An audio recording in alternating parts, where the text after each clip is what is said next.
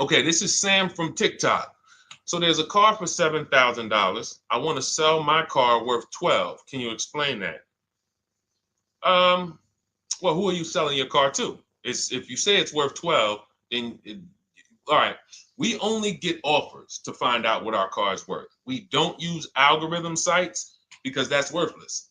An algorithm site is a site like Kelly's Blue Book. You punch in your year, make, model, and in 3 seconds it tells you your vehicle's worth $12,000. Right now, we have companies that bid against each other. And what you want to do is you want to go on your computer, go to CarMax.com, go to Driveway.com, go to Carvana.com, go to AutoNation.com, go to Kelly's Blue Book Instant Cash Offer.com, and go to Car Gurus. All of them will connect you to somebody or some major buyer who pays cash for cars immediately. Literally, quick inspection, drop your check, and you're on to you literally, it's that simple. We are no longer at the mercy of private owners who are going to come by and look at our car and no one buy it and talk us down. There are extremely competitive buyers in the market that I've been telling people about since 2021 when we were cashing out. I was big on telling you guys during 2021 to 2023, during that whole pandemic run, cash out now, because the values of those vehicles will never see them again. So there are some people who cashed out, but that was also the beginning of showing people that you can sell to what is called institutional car buyers. And that is what stopped people from trading their cars. There are people who have learned from me, and maybe other people have mentioned this, that will never trade a car again because you're not getting the money that it's worth. So you go to those 6 companies, Sam, it should take you no more than 20 minutes. They're going to give you their best cash offers. And then you can sell to them and you can go buy something else. But what I want you to get in the habit of doing, everybody, is separating your transactions. What does that mean? Who you sell your car to is different than who you buy a car from. And you need to maximize each transaction. And you're never going to do that mixing all your transactions together, which is what most people do. They go into a dealer and they say, hey, I want to buy a car from you, and I want to trade my car into you, and I need a loan. 3 transactions. We don't do that. We separate them and we bid each one out using online tools. And that's how we get the prices we get. And that's how we pay less than everyone else. Okay. So the biggest thing, first thing, is go to those 6 websites: CarMax, Driveway, Carvana, KBB, Instant Cash Offer, AutoNation. And all of you who want to find out what your car is really worth, you go to these 6 websites, get your 6 offers, and then you'll find out what your car is really worth. We do not depend on any dealer to tell us what our car is worth at all. Okay? Shoot the next question up, Dolan. And you guys can continue to type your questions. We're bringing them in from all platforms. This is Terrell Taylor. By the way, everything that I'm talking to you guys about is out of my new digital book. It's called Cars from Home, 7 Steps to Saving Time, Money, and Avoiding Dealerships. Some of you may have it. If you have it, shout out to those who have it, and shout out to those who've used it to actually pay less than everyone else. And make sure I want you to be like Tiffany. Send me your deals. Send me your deals. When you get your cars, I want you to actually send me the results. Look, this is, oh no, that's not Tiffany. That's someone else who used the book. Look, used the book, got $175 a month less than her first quotes before she used the book. So send me, but you can get a copy of this book immediately for 75% off. It's normally $97. Go to my TikTok bio. You won't leave the broadcast, and you can have the entire blueprint. If you don't want to try to remember everything I'll be teaching you over the next hour, you can have the blueprint. You won't pay the $75. You'll get the 75% off. And we also have a comment pinned in the comment section for you guys on YouTube and on Facebook, and on Instagram. You go to my bio. So anyway, go get it, because it's only for 30 minutes. After the timer goes off, it's $97. It's still worth every penny. You can Google it. 5-star book. You can see all the people who rated it, all the people who's using it. This isn't a test. to do, but I want you to get it at 75% off. It's better to pay $24 than $97. Okay, Terrell Taylor. So you said, Terrell Taylor on YouTube said, I have $35,000 to $40,000 to buy a truck with. Should I buy a used or a late model new, 2022 to 24? So whenever we're considering a late model used car, this is a model like Terrell said that is 1 to 2 years old. Let me tell you why I don't like shopping for those first. I like to shop for a new price first. Whenever you are buying 1 or 2 year old used vehicles, you have to realize something. How do dealers get used cars? Trade, or they get them off lease, they buy them. When you have not waited 3 years, you're not going to see a lot of used vehicles in that option because most people don't buy a vehicle and then trade it in 2 years. So you're not going to see a lot of 1 and 2 year old used vehicles. I don't like that because when there's not a lot of a vehicle, the people who have that vehicle get to set very high prices that we have nothing to compare it to. And that's a recipe for losing and overpaying. I've had people come to me who are looking like you, and what I say is, I say, okay, shop for a new one first. I'm gonna tell you why. When you shop for a new one first, you get to see what the market value is. So take Sean. I'm showing Sean. Some of you have seen Sean. He got an F-150 Lightning XLT, $73,000 vehicle. Using what we teach and getting bids from home, using the Cars from Home system, he saved $21,000 on a new one. That was his best offer. He got multiple offers because we always get at least 5. So his best offer, he saves $21,000. If he had gone to look for a 1 or 2 year old one of this, he would have never known that the new ones he can save $20,000 off of if he shops right. Now, some vehicles, it might be $7,000 off, $10,000 off, $5,000 off. The point is, until you know what the new market is for a vehicle, you can't shop a 1 or 2 year old one. Because what happens if you shop a 1 year old version of what Sean got and he goes and he pays, he pays 65 for it because he thinks, or let's say 60. Let's say 60. A brand new one, 73. Someone else is charging 60. All right, it's 2 years old. Let me get that one. Not 15 grand off. Problem is, he just overpaid for a vehicle because he could have got a new one for less than he got that 1 or 2 year old one. That's why the recent shoppers, anytime you guys are shopping 1 or 2 year old, you have to shop new first to find out what the market is. Now, in my book, I have my strategies for shopping new online and shopping pre-owned. It's totally different. Pre-owned, you want to go to all the marketplaces. If a vehicle's not on a marketplace, y'all, don't shop. Don't look at it. What does that mean? You ever walk into a used car dealer and you see a used car, but there's no price on it?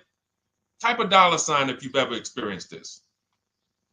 If you've ever looked at a deal, you've been in a dealership, you see they have a used car, there's no price on it. Type a $ if you've experienced that. Okay, I see you, Terrell. Okay, perfect. I see you, Don Dickey. Okay, perfect. All right, we have enough people. All right, Makeover Forever Studios. I see you. Okay, Todd May, I see you. So this is a common thing. When you go and look at that vehicle, the most dangerous thing to do, I see you, Tony, is to negotiate on a car with no price because they can make the price up. When a car is on a marketplace like cars.com, carfax.com, carguru.com, carvana.com, carmax.com, these are all the marketplaces we shop for used cars at once. It's like a big round robin for us. This is how I want you to shop. Now you must be competitive or no one's coming. Now there's some people who try to pull a tactic. They'll list a car for 20. They have no intentions on selling it for 20. But they want you to come in and then they'll charge you more, fees, makeup fees and all of that stuff. That's why we always call beforehand. But we know the power is online. The competition is online. So when you're looking, Terrell, you're either deciding, all right, I'm either going to look for a new vehicle, find out what the market price is for the vehicle I'm looking for and how much I can save. What's my best offer? You need to get at least 5 offers. I'm telling you, it's going to be big differences. You have to prove this to yourself. Call around. If you want to do it manually, you don't have my book, do it manually, call around, speak to sales managers. You are going to see it's going to be a $5,000 to $10,000 difference minimum between all of these dealers' offers, minimum. And so then you want to look at the pre-owned options. Then you look at the pre-owned options. And the pre-owned options will tell you what the market is. And so this is only for you who are looking at recent model cars. If you're not looking at 1 or 2 year old pre-owned, this doesn't matter. But those people have a little bit more budget, and that's okay. That's okay. But when you have a little bit more budget where you can look at a 1 or 2 year old pre-owned car, that means you have a little bit more money to lose if you make a bad decision. So that's what you want to consider, Terrell. Shop for the new ones first, depending on what your budget is, and then look at the pre-owned market and say, all right, where's the pre-owned market? But that 1 or 2 year old, you're not going to have a lot. Until that 3 year cycle comes and dealers can start buying those vehicles back off lease, you're not going to see a lot of vehicles. That's why I don't play in that 1 or 2 year old zone. It's just a dangerous zone to play in. Dealers know, we're the only ones. Hey, we the only one that got this car within 50 miles. Let's charge this for it. And then they depend on someone who doesn't know the market to come in, pay for it, and you can literally overpay by 10, 20 grand and you won't realize it until, a couple years later. Okay, great question though. Great question, Terrell. Go ahead, shoot the next one up, Dolan. Type your questions, y'all. We're going to get through as many as we possibly can in an hour. I see a lot of questions coming in. Let me try to speed it up. All right, this is Abigail from Instagram. How do I shop for cars and take test drives without feeling like I'm wasting their time? I'm nervous. Okay, first thing to realize, Abigail, you're a very considerate person. God bless you for that. You're about to spend 5 figures on a vehicle. Some of you 6 figures. I love the courtesy, but we are the prize. When you're shopping the way I want you to shop, some of you, this is your first time here. You don't even know, hey, who is this guy talking? I spent 14 years in the car business. 5 years with Mercedes, 5 years General Motors. I've been helping people buy cars and get below market deals since 2019, education-wise. I love it, but you deserve the experience. If you were walking into the mall to spend 15 grand, let's just call it 15 grand. How would you want to be treated? Like royalty, right? Right? So, but I'm going to answer your question, but I need your mindset. A lot of what we're discussing is going to be the right mindset. You are the prize. That's why I don't want you going to dealers begging for discounts anymore. I want you sitting at home making dealers bid. This is how we do test drives on new cars and leases. New cars and leases. This is how we do test drives. I have it in my book because it's that serious. You're either going to have a great test drive or you're going to have a horrible test drive experience. We call and we ask the dealer, who's the most experienced person there? Who does everybody like? Who's the person that, has been there for a long time, just has a great reputation? Oh, that's John. John is just, he's been here 20 years. Everybody loves him. Okay, can I speak to John? Hey, John, my name's Deshone. I'm interested in the Honda Pilot. I just like to test drive it. I'm in the process of deciding what I want. And, do you have this particular model? You have one there that I could test drive? John, because we asked for the best person, we're typically going to get somebody who is not going to lie, usually. Not a guarantee, but taking these steps, I know these guys. I've been in this dealership. I know most dealerships have one person there who has a good reputation and who cares about that reputation. If you're enjoying this content, hit the like button, y'all. And Keith, y'all killing the likes on TikTok. Shout out to everybody who's hitting the likes on TikTok, to double tapping the screen. Appreciate y'all. And shout out to everybody who hits the like button. When we get there, we meet with John. We test drive. John, thank you so much. Can I have your card? I'll leave you my information. And if this is the vehicle I want, I'll be in touch with you. Perfect. Oh, Deshone, we don't sit down? We don't think, no, we never sit down. I'm telling you that there are things you must unlearn about the shopping process if you're going to win. And what does winning look like? Getting the most money off in the least amount of time. There's no leverage that you have when you sit down and try to negotiate with a car salesman. Every single dealer around you that wants to compete for your business, you can't talk to them while you're sitting in one dealer talking to a car salesman. That's why we don't do it. We get a card. Thank you so much. Listen, if this is the one for me, I'm going to give you a call. Simple. Pressure's off. There's no pressure in our system. You can't pressure us. That's what I want you doing. New cars, leases, that's how you test drive. 20 minutes, you're in and out. And I'm a car salesman at heart because that's what I am by profession. I would never develop a system that would allow you to waste car salesmen's time. I just wouldn't do it. I developed a system that when our people go get cars, look at Ansley.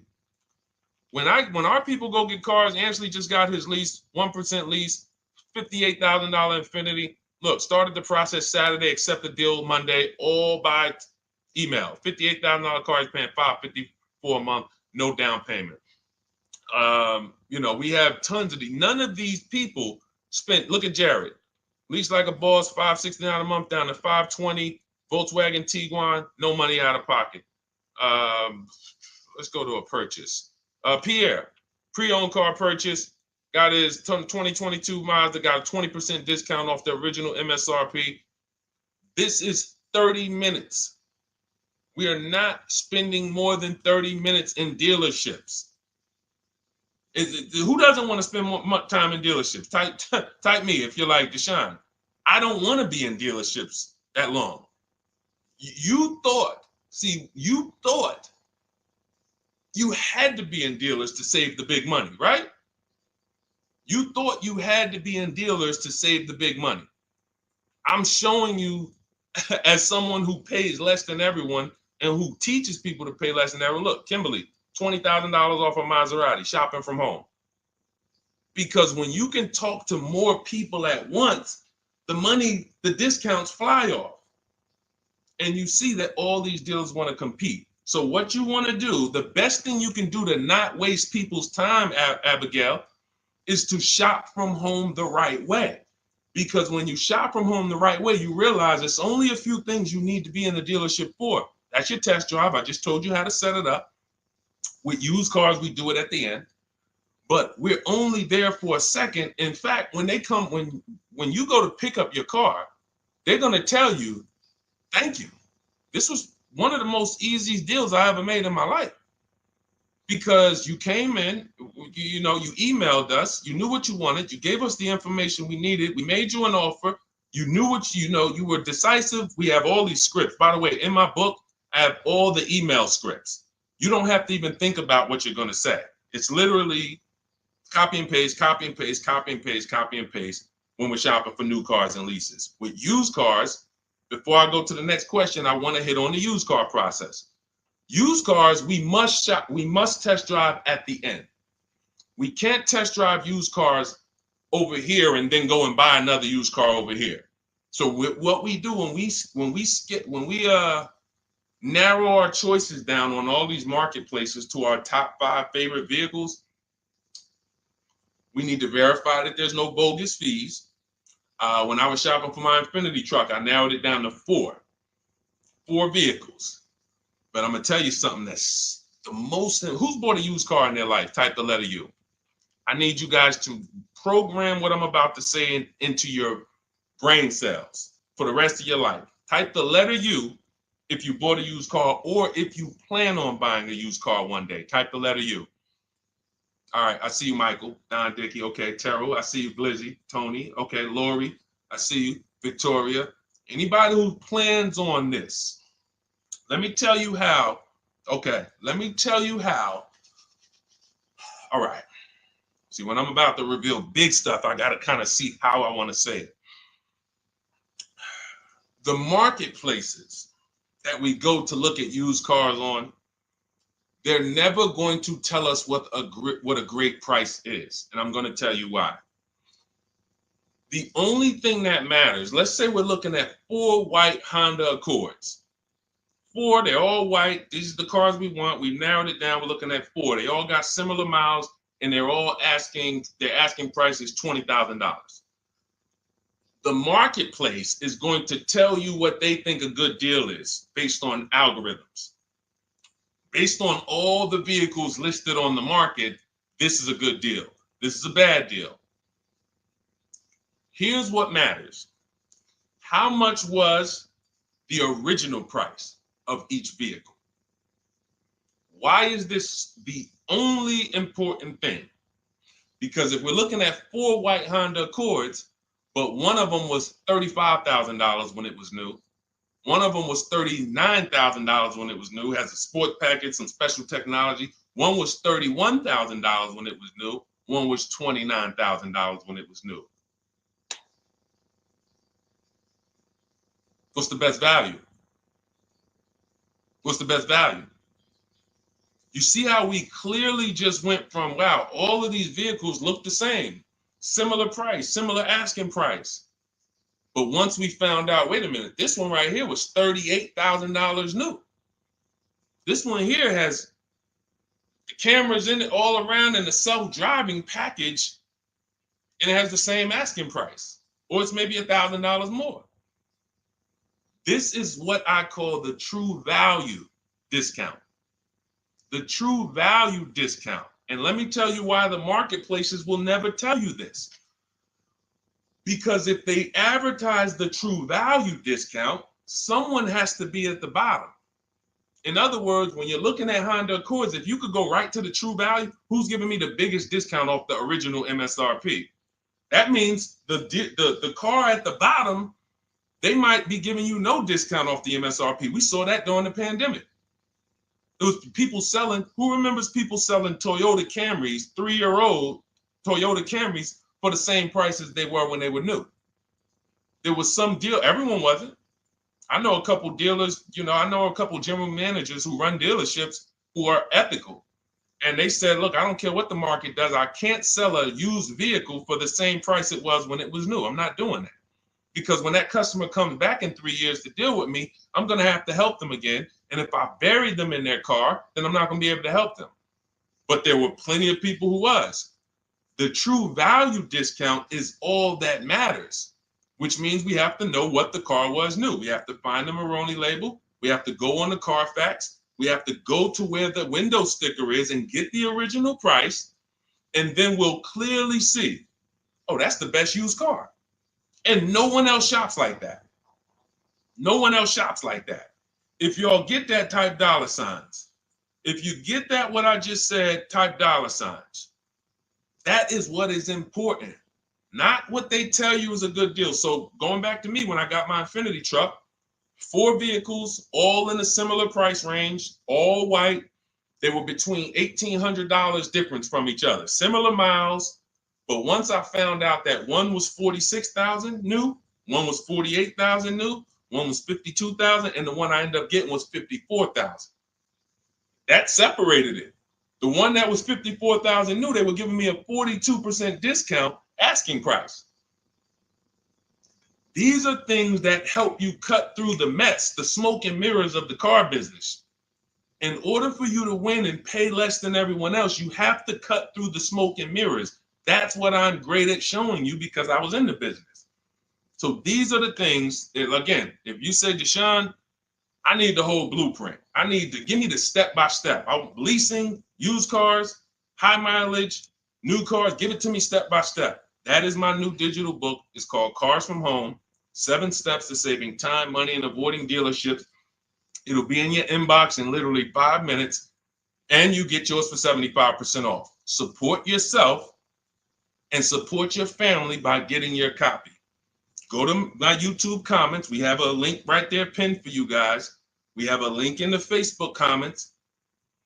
Get your book for 75% off for the next 30 minutes. You'll see a timer on the page. Now, if you're on TikTok, click that picture of me and go to that link in my TikTok bio and click the one that says 75% off to activate the 75% off link.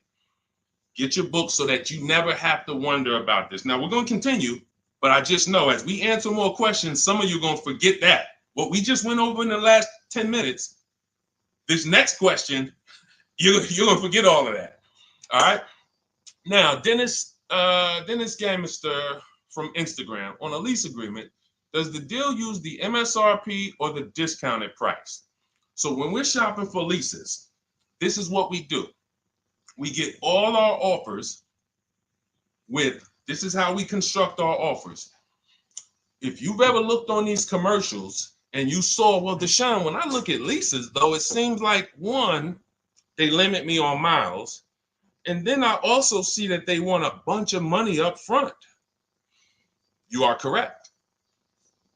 But they only limit you on miles according to the miles you told them you were going to drive. They don't pick the miles for you. We select the miles. And what ends up happening is people will, because they typically don't know how to shop, they're negotiating. They'll say, all right, well, my payment's $400. That's my budget. I drive more than 10,000 miles a year, but I guess I'll just take the 10. Instead of paying $20 more to get 12, they'll take the 10, and then they'll say something like, if I go over, I'll just buy it. Horrible idea. Absolutely catastrophic idea. Or if I go over, they blame the lease. They literally will get the penalty, get the bill for the 6,000 extra miles that they used, and they're charging them 25 cents a mile now, and say, man, this is why I don't want to lease, because they limit me on my miles. No, they didn't. To save $20 a month, you pick the lower miles. You can customize leases up to 15,000 miles if you want, 18,000 miles. Look at Jen. Jen just got her lease on her Honda. Hold on, where's Jen's lease? She got an 18,000 mile a year lease. Now, the way we shop is 12,000 miles per year, only first month's payment due at signing, and we shop it taxes and fees in the payment. Jen, her best offer on her Honda CR-V hybrid, which is one of the most popular hybrid crossovers in the market, she got $512 a month, 12,000 miles. That's a 1.3 lease. We'll talk about the 1% rule for great lease deals and the 1.5% for overpaying. She gets 1.3. She bumps it up to 18,000 miles per year. But look how much more, y'all. $50. So for $50 more a month, she, instead of driving 12,000 miles, she gets to drive 18,000 miles. And she gets to drive as much as she needs to for $50. Versus her saying, you know, I'm going to take the 12 knowing I don't drive 12, and then I'm going to get penalties and, again, blame the lease. The lease is custom. And the first time I learned about high mileage leases was when I was working at Hyundai. I was a manager at Hyundai for a short period of time. It was a highway dealer. The guy ended up going to jail. It was typical, like, you know, I've worked in some dealers, some phenomenal dealers, but this one was like, if you ever could imagine the prototypical highway scam dealership, I mean, this was it. So I was only there for 6 weeks, but I was a manager, and what I saw was I was taking care of this guy's lease who was just finished with it. He had 72,000 miles on it, and I went out there and I said, wait, you leased this? 72,000 miles? He said, yeah, I always lease now. He said, I used to come in every time I bought a car, my negative equity was ridiculous, $15,000, $10,000. I had to keep writing these big checks. And I just said, you know, let me switch to leasing. A customer taught me about high mileage leasing. That's why when I say car salesmen aren't trained, they're not trained. We learn things by intuitiveness and curiosity, and you know, we're not trained on finance and insurance and leases versus buying, none of that. You know, so anyway, I said, wow. And so I looked at his payment. This guy is only paying like $175 more a month, not even, to drive 25,000 miles a year. So if a normal Hyundai lease was $299, he's paying $450, $475, and he's driving 25,000 miles a year. Boom, drops it off, Boom. No negative equity, none of the trash that most high mileage drivers are dealing with. So when we are shopping for a lease, we have to shop with our template. Whenever you're getting your lease quotes, it's 12,000 miles a year, first month's payment only due at signing, taxes and fees in the payment. Assume tier 1. That's what we blast out. In my book, I have something called the 25 to 5 strategy. We connect with 25 dealers online. You use my email scripts, copy and paste. We're going to get 5 offers. This will take you. You saw Ansley. He said, I started it Saturday. By Monday, I accepted a deal. This doesn't matter. This is a 24, 48-hour turnaround to start getting offers on these vehicles. Now, once we're looking at offers, we take the MSRP. We take the monthly payment. We divide it into the MSRP. So let's just say we're shopping for a vehicle. It's $40,000. One of our offers is $400 a month. $400 a month. No money due at signing, just $400. We drive off. We divide that into the MSRP, not the selling price, the MSRP. So now we divide that into 40,000. We can see and we multiply by 100. That's a 1% lease. The 1% lease rule has been around for the last 20, 30 years. If you could lease a vehicle and the offers is under 1% of the MSRP, it's a steal. Great value. Because a $40,000 vehicle with no money down to buy would cost probably $800 a month on a 5-year loan. So it's incredible value. It's a steal. You don't have to worry, am I overpaying? Nowhere near. You're still in the vehicle. And we have some people who shop from home using the car. If you're Deshone, do those deals really exist? If you're on YouTube or Facebook, you can see right now. Look, Greg got a 1% lease on his Kia EV6 Win, $527 a month, $56,000 vehicle. Look, Zafrina, $579 a month, $65,000 vehicle. Ansley, you saw Ansley's Infinity. Rosalie's Infinity truck. Right here. Look, it's paying $592 a month, $59,000 vehicle. 1% lease deals are out here when you know how to shop. Now, that's a steal. That doesn't mean that's the best. That doesn't mean, if I can't get a 1% deal. In order to get a 1% deal, you have to not just shop. You need major support from the manufacturer. The lease program has to be good. The rebates have to be good. The residual value have to be good. The money factor, which is the interest rate, have to be good. There's a lease program that no dealer can control. So when we get these offers, that's how we're judging them. Divide the monthly payment into the MSRP. In my book, I have a calculator that I created where we put all our offers into it, and then it spits out what we call counter offers. So we get 5 offers, 7 offers. We put them all into this calculator I created. Again, this is the best $24. If you get there for $24 before that 30-minute timer and you get your copy, it'll be the best $24 you ever spent. I hold myself accountable to that. You can Google the book and read the reviews. There's software that we created that that's how you're judging your leases. You're looking and you're comparing to the 1% rule. Now, when you get to 1.5%, we can't make those deals. We're paying too much for a vehicle that we're giving back. We have to see, there was no indicator before I created the 1.5% rule. As much as I love educating people on leases, the only people who should be leasing is if you're not keeping your cars 8 years. All of you long-term people who you keep your cars more than 8 years, don't think about leasing at all. You should be shopping for below market purchases. But if you're not keeping your cars 8 years, you're losing thousands of dollars not leasing cars. Depreciation is where you lose. Resale value is where you lose. So the 1% rule is what our anchor is, but 1.2 is great value. 1.3, great value. 1.4, good value. 1.5, good value. Anything over 1.5, now we're paying too much for a vehicle that we're giving back. So that's how we're judging.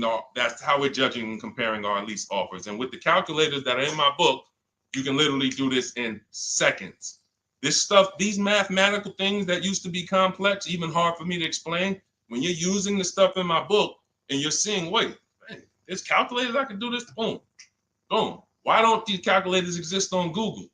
Because anything that makes dealers compete, they're not going to make for you. They'll make stuff for you that allows you to see more and do this and make it easier and faster and connect to get a loan quick. But competition, any tools that create competition, they're not going to make those for you, because that's where the real money comes off when you make dealers compete. Okay, so you want your copy of Cars from Home, 7 Steps to Saving Time, Money, and Avoiding Dealerships. Click the picture of me on Instagram or TikTok. It's going to take you to my bio. You won't leave the broadcast.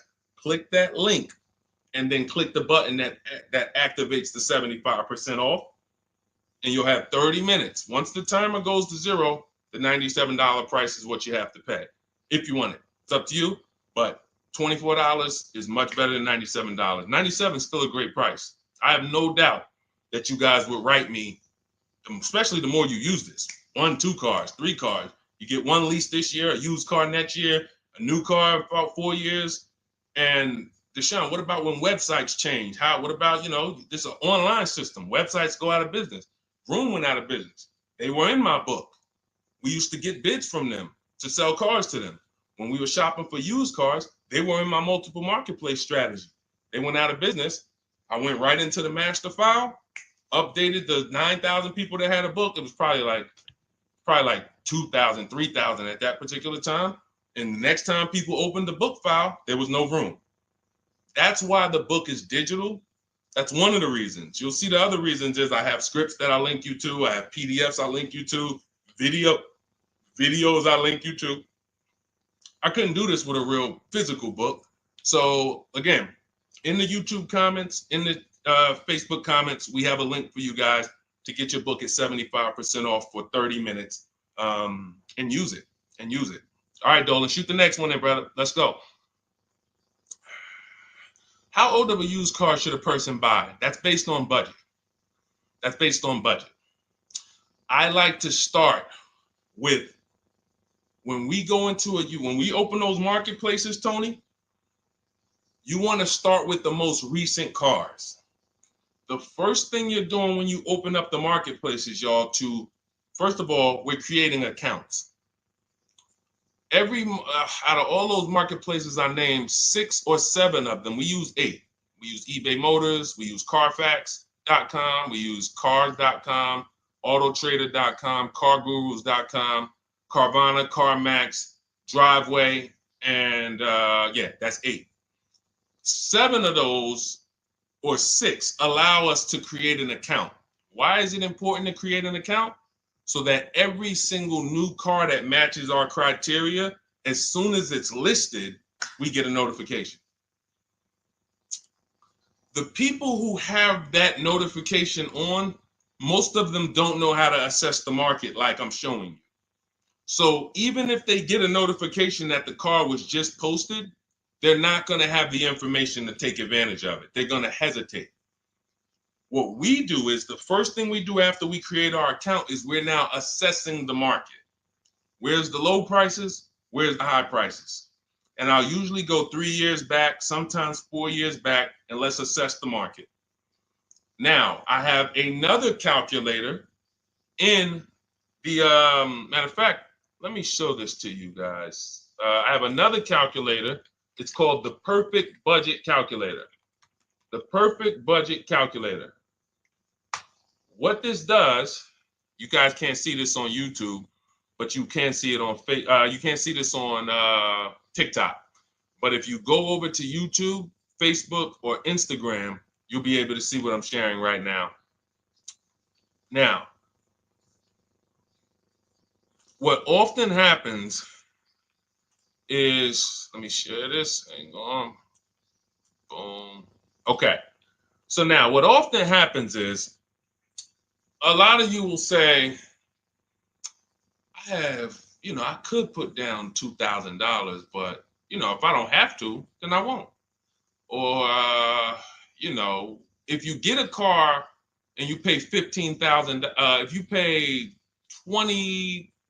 pay $500 a month for 5 years, that's a lower price you paid than paying $500 a month for 6 years.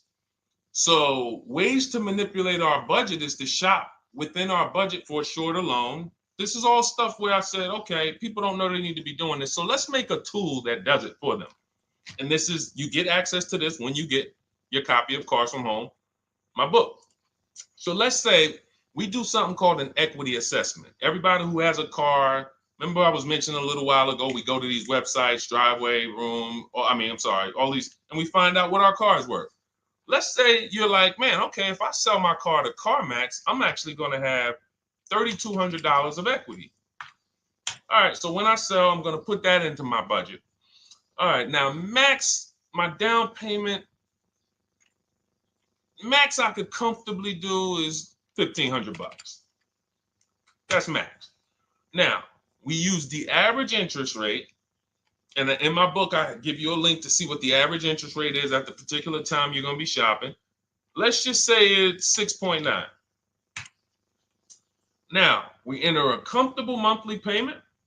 Let's say you're like, all right, I don't want to go any more than $425 a month for 6 years. That's my max.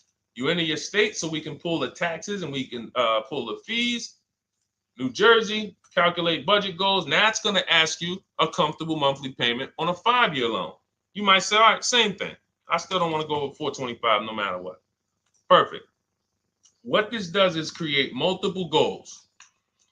And it creates multiple goals. It creates a starting point. Now, if you find a car at this price, $18,776 or less, you can do a 5-year loan, use none of your equity, so this will go in your bank, and use none of your down payment.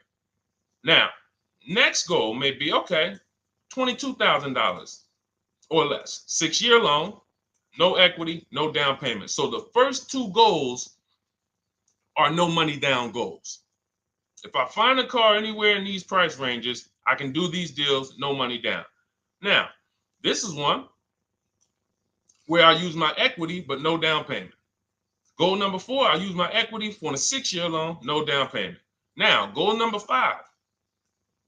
Now you can see the price of the car is getting higher. Use equity, use my use equity and down payment, but it's 5-year loan. And then here is your max budget. Your max budget, which is fine. There's nothing wrong with if you find a vehicle that, once you use this and you find the best price vehicle, as long as you are under this number, you are fine. The problem is when you go over that number. The problem is when you go over budget. All of these goals are your budget. So when I got my Infiniti truck, I got my goal out. It was my fourth goal. Now, this is how you make sure when you go out to shop, and look at the top. What does it say? You select your state determines the sales tax, will factor it in, give you precise figures. Now, you'll notice, what about the fees, Deshone? Don't all these cars charge fees? We've already factored in the taxes, and we've added $1,000 for fees. What is $1,000? The documentation fee and the motor vehicle fees. It's all in there. So you can go out and know that's my max budget. I cannot buy a vehicle, make a deal on a vehicle where my purchase price is more than $26,729. That's the perfect budget calculator. So there are certain things that I had to create. No one does them. Everything that I was referring you guys to, all the websites, I was doing this, and there was some things where I couldn't refer you to anything because it doesn't exist. We had to build it. So this is how we make sure we are shopping, whether it be for new cars, used cars, below our budget. And that's not how you make, but here's the thing. I need you, before we go to the next question, I need you to understand something. That doesn't make sure you pay below market price. You have to combine this with getting bids, because you can be within your budget and pay over market value. There's 3 types of prices you can pay for a car, whether it's a new car, used car, or lease. Did you pay market value? That's what everyone's paying. Average. Did you pay over market value? Our only deals we make are below market value. And the way that happens is through bidding and creating a marketplace around you where all these people are competing for your business. That is how you combine that with the budget. This will keep you below your budget, but it does not guarantee. If I gave this to you, all of you would be like, this is great. I'm never going to go over my budget again. But it does not, until you combine that with getting bids for whatever you're looking for, you still run the risk of overpaying, even if you're under budget. Okay? Clear? Type $ if you're all clear before we move to the next question. And there's no way for us to do this manually. If there was a way that you could do this manually, trust me, I would have told y'all to saw me make a video about it all day on my social media. There was just no way. We had to build software. And you know, in my book, you guys will have access to at least 5 calculators for counter offers for new cars, true value discounts when you put the new price you put the original new price of the used car deal, whatever used car you're buying, you put the new car price in, and then you put in the asking price, and it tells you the true value discount, perfect budget calculator. We have at least 5 softwares that I've custom built, and you know, to make sure you guys get great value. So again, you know, I didn't want to be the person who said, you know, you guys know, there's plenty of people who be like, man, the value I'm giving you guys, I'm gonna charge $2.99 for the book, whatever. The people who pay, they'll save the money.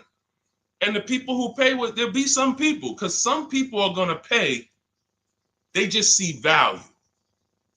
Poor people look at cost. Wealthy people look at value. People who are into financial literacy they don't ask themselves, how much does that cost? They ask themselves, what's the value I'm getting from that?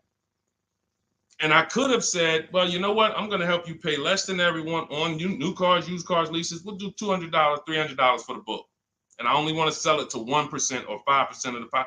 But at the end of the day, my mission is to help as many people want to be helped.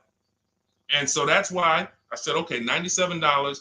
But even our welcome offer, you got a chance to get it for $24 if you get there before the 30 minutes is up. Okay? YouTube link, get your copy. And make sure you save the support email, guys. You see it scrolling across the screen. If, for instance, you don't get your book in 5-10 minutes, it's usually because you typed your email wrong. Reach out to my support team. They'll get you the book immediately.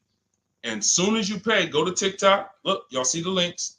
Go to my bio on YouTube and Instagram. Get your copy. And as soon as you pay your $24, there's going to be a page that says screenshot this page. Right on that page, you can access your book. I want you to have the book immediately, but I also, in case you know, some of you type wrong, big thing, you know, we fat finger stuff. I want you to have the support email so that you can reach out to my team so we can make sure that book is in your inbox so you can use it and start saving money and building confidence. Okay, Dolan, next question, man. Let's keep it rolling. Okay, there's something about Mary on Instagram. I bought a car as is, and in less than a month, motor lock, can I sue for selling me a lemon? I'm not a lemon law attorney, but that is not what a lemon law case is based off of, in my understanding. Lemon law case is based on you buying a vehicle and the same thing continuing to go wrong at least 3 times. You know, that's a general overview of, you know, what the lemon law process is. And if y'all are enjoying the broadcast on TikTok, can y'all just double tap the screen and keep running those likes up? Every time y'all do that, y'all help TikTok bring more people here, and I appreciate it. If you're going to spend some time with us and, you know, every time just you hear something you like and you're like, man, we got to share this. Oh, and shout out to Madhu for sharing. Here's the thing. I made a video about this the other day because a friend of mine got a used vehicle and the transmission went out on him in about a month. So it wasn't the engine. But when you buy a vehicle as is, it's very tough for you to have any recourse, anything that you can do, because you're signing a contract that specifically says as is. It's very tough. What I would do if I was you, because the damage is done. I just find out what it would cost me to put a used engine in the vehicle, rebuilt in a used engine. You know, salvage yard. You need to, and especially if you're buying cars that you're paying cash and you're buying as is cars. These are probably cars that are under 10 grand, 12 grand. You need a mechanic. See, because that's a strategy. There is a great strategy called buying inexpensive cars and having a local mechanic so you could do what's right. Oftentimes you could drive those cars for a year or two and sometimes sell them for what you got for them because you've outlived the depreciation. Those cars are not depreciating as much unless you overpay for them. If you overpay for it, then it's going to drop because you overpaid for it. But if you pay a great price on some of these vehicles, you can oftentimes win with this, but it requires skills. One of the skills is, how do I avoid engine issues, transmission issues? So a couple things for those of you who may be going this route, you need to narrow your search down thoroughly based on title history, service records, accident history. That oftentimes you'll see, if I typed in right now 2018 Subaru Outback longevity. That's one of the things we do. It's in the 4th step of my book. Before we get prices on anything, we do a quick 5-minute search to make sure these aren't bad cars. There are bad cars out there, but there's data that shows us.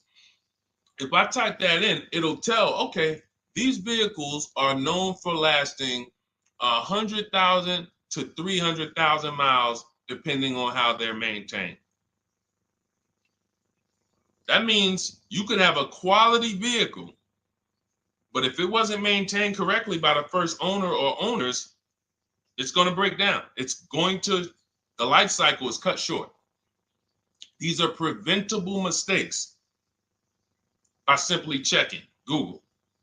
Now, we narrow these things down based on title history, service records, accident history.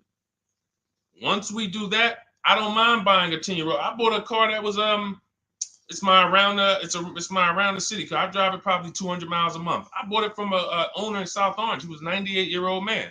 He's had it for 10 years and he knew everything about it. He leased it for 3 years, then he bought it. So he's really had the car for its entire life cycle. That's what you want because you're able to look and see the service records.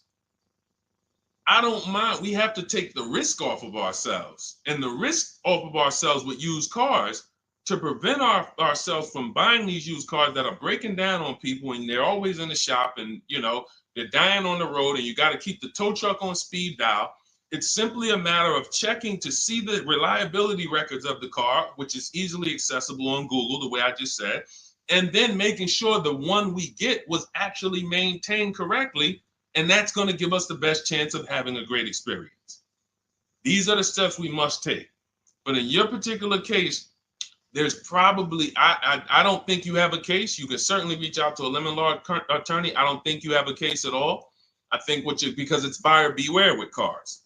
It's buyer beware. That means it's on you. If something goes wrong, it's on you. And so what I would do is I would find a local mechanic that I trust, that everyone loves in the neighborhood, and I've been there for 10 years, 20 years. And I would say, listen, can you find out what it would cost me to put another engine in this vehicle? My father did this on his GMC Envoy about 6 years ago.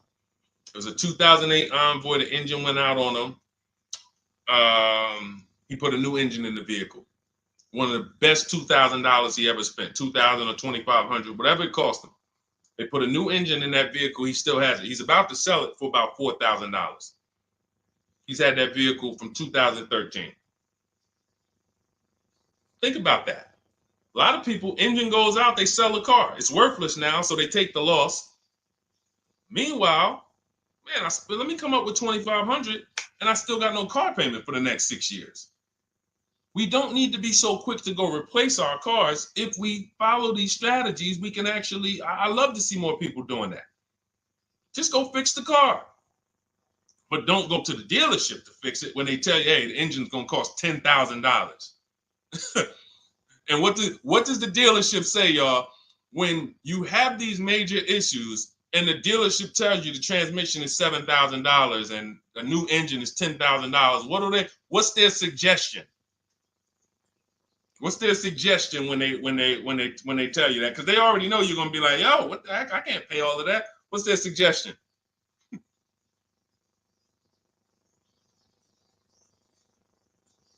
Let's see, let me give y'all some time to type. I just want y'all to know, like, this is how the system works. So I know somebody, look, thank you, Jay June. Trade it in. Thank you. You see how we can, oh, look, NY Anderson, buy a new one. So what they do is, exactly, Victoria, they're going to suggest a new vehicle. So if we know, now watch this, as your vehicle is worthless, you don't have any opportunity to put it on a competitive market to see, well, how much would somebody pay for that? They've already assessed the value and they want to structure your deal, have you take that major loss for that engine. They're going to put the engine in for a lot less than that and they're going to resell it, and now they sold you another car. When you could have just literally went to a mechanic, got a rebuilt or got a used engine, put in that vehicle, cost you $2,500, maybe $2,000, and literally you're on the road for another couple years with no car payment, keeping money in your household versus now I'm in another $400 a month payment. Okay? This is what it's about. And if you're like Deshone, well, I don't want to keep a car that long. We talked about you earlier. You shouldn't be buying cars. Because the keepers on here who keep cars 8 years, 10 years, who has a car they've had in their driveway for more than 8 years? Type the number of years. I want to explain something we're going to help a couple people learn a lesson here about themselves, because they're going to be like, they're going to realize they're not keepers. Look, look, we need to show people, because some people think, oh, I keep my cars a long time. I keep them about 6-7 years. We need to show that that's not a long time in the world of cars and depreciation. So Michael, 15 years. Michael got a car that he's had for 15 years. Let's go. Type the number of years you've had it if it's more than 8. Look, Vancia, 11 years. Let's see. See, a lot of people don't keep their cars. Look, NY Anderson said, I drove my last car 14 years. All right, Connie, 15 years. She has a 2004 Chevrolet. Tony on Facebook, 2006. Now, watch this, y'all. If you ask me, Deshone, what's the way to get the most money out of a vehicle? It's to do what they're doing. Tanaya, 9 years. No, Renata, not less than 8. Not less than 8. We're trying to put you into a different we're trying to help you see the category you should be in. Look, 9 years. Donna, 15 years. What's so important for y'all to see about these people is that they have beat depreciation. And that means whatever their vehicles are worth today, a year from now, they're going to be worth about the same. If their vehicles are worth $4,000 today, a year from now, they'll be able to still sell it for about $4,000. But the thing is, they're trying to get the most money out of it because the cost of replacement is expensive compared to what they're doing. No matter how much they got to pay to keep those vehicles on the road every year, a little couple $100, maintenance, whatever, it's nothing compared to going and getting a new car and bringing hundreds of dollars a month or thousands of dollars in the form of cash out of our household. And everyone's not going to do that. And that's okay. You should not be buying cars. You should be shopping for below market leases.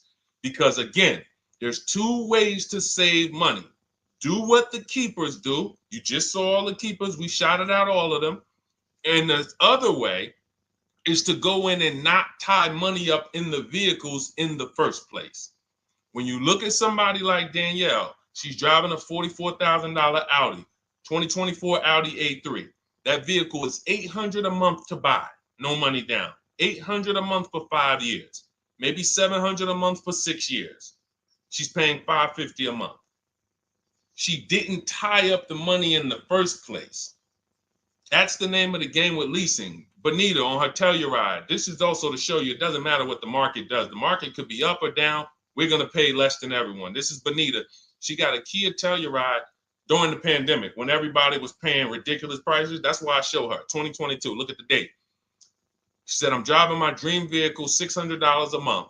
People were leasing. And I know if somebody watching this and they're like, if you leased a Kia Telluride during the pandemic, you are not paying what she's paying with no money down. I know it. I know it. People were DMing me, Deshone, I want a Telluride. They want $900 a month for them. I know people weren't paying $600 a month, but she came in, used our bidding system, used the same strategies you're going to have access to in my digital book. She got $600 a month from home without being in a dealership. Her dream vehicle. This is how you win. You're either going to not tie up your money in vehicles, you're going to drive new vehicles that don't have problems because they're always under warranty and you're paying cents on the dollar compared to people purchasing, or you're going to be a keeper like Michael and like Donna and like the people who said, okay, I'm keeping my vehicle this long. That's why in my book, it's 7 steps. But the first step is to ask yourself how many years you're keeping your next vehicle. That is the first question I would ask you if you and I were shopping together. My first question to you would be, Michael, how many years you want to keep the next vehicle? 8 or more or less than that? If you said to me, Deshone, I'm going to keep it at least 8. All right, let's go for the purchase. New or used, depending on budget, but we're purchasing. We need to find a below market purchase. If you said, Deshone, I'm 6 years max. I can't see myself keeping a car more than 6 years. All right, we're going to shop for a below market lease. Because the money you're going to spend in a below market lease, when you get these below market lease deals, not commercial leases, not what you see on advertisements. Those are ridiculous prices. We don't pay those prices. None of these people that you see, Greg, Charles on his Palisade, none of these are advertisements. They're thousands less. But when you're putting money in the cars and you're driving brand new cars, this is how it was for me when I was 22. This started for me at 22. I was working for Pontiac and I leased a brand new Pontiac G6. It was $256 a month. $256 a month. It was like a $21,000 vehicle. Same time, I had a friend of mine. She got a I don't want to say it because she might be watching this, and this is no shot at her. I didn't understand enough to teach her back then because I was new in the business. She went and she bought, let's call it a Honda Civic. Now my car was bigger because the G6 was a mid-size vehicle. The Honda Civic is a compact vehicle, but she bought it. $20,000 vehicle, 22, whatever it was at the time, paying almost $500 a month. Like that's a $500 payment. That's what it is. So my young household, I got a newborn daughter. I got a new car I'm paying $256 a month for. Same time, it's got families around me. They're in their 20s, but they're paying $500 a month. This is what showed me, wait, something's going on. And I never stopped. I bought a used car at that time, but since I've had 4 Infiniti leases, I've had a Jeep Grand Cherokee lease, and people always think, gee, you must be paying ridiculous money. I see you get new cars every 3 years, but they don't. I'm driving $40,000 cars, $45,000 vehicles. I never paid over $400 a month. Not one of my lease payments was ever. I remember I got this Jeep Grand Cherokee, and it was a $35,000 Jeep Grand Cherokee Laredo, 2018. When I got my offers, the best offer was $330 a month. 12,000 miles per year. And that's what I was driving. If I was driving 15, I would have bumped it up to 15,000 miles per year. I got $330 a month. I went in there and I gave them $330 for that Jeep Grand Cherokee and I drove off. $35,000 vehicle. This is what I'm telling you guys. This is what is called deal structure. If your deal is not on the right foundation, if you buy, but you should have leased, you're overpaying by thousands and thousands of dollars. And you're going to have subpar vehicles with that run out of warranty, and you're going to have the same payment. You're going to have higher payments. I need you out of these two categories. I need you in one of these two categories. I'm either going to keep my vehicle long enough to beat depreciation, 8 years or more, or I'm shopping for a below market lease. I'm not going to be stuck in the middle no more, buying vehicles and then selling them while they still have a loan on them, negative equity and all of this stuff. This is paramount. Okay, the buying versus leasing thing. I need most of you to put this to bed today. And I think I'm one of the only people that goes into buying versus leasing by the numbers. It's not opinion based. It's not, oh, I think you should lease if you're, depending on the car here, it doesn't matter the car. Doesn't matter the car. You can see Teddy's, let's show Teddy's luxury. Teddy got a BMW. Doesn't matter. He wasn't going to keep it 10 years. Look, goes on a BMW 2024 i4 M50. It's a $73,000 vehicle, $856 a month. $856 a month. Look, he said the dealer's initial offer came in at $937 using the counter offer calculator. Using the counter offer calculator, he counted at $829, $856. If you just jumped on the broadcast, I showed you some of the calculators that I created that are in this book. In my book, there's a reason it's 5-star rated. There's a reason people that you can go read what your peers say about that book. Get your copy for 75% off. It's in my TikTok bio. Click that picture of me. Click the link. Same thing on Instagram. Go to my bio. Click the link, and you'll see a button that activates the 75% off book. And if you're on YouTube or Facebook, it's in the comments section. 30 minutes only. Get your book so you can have access to all of this. Unless you just have an incredible memory and you can remember everything we talked about over the stream, but none of you can.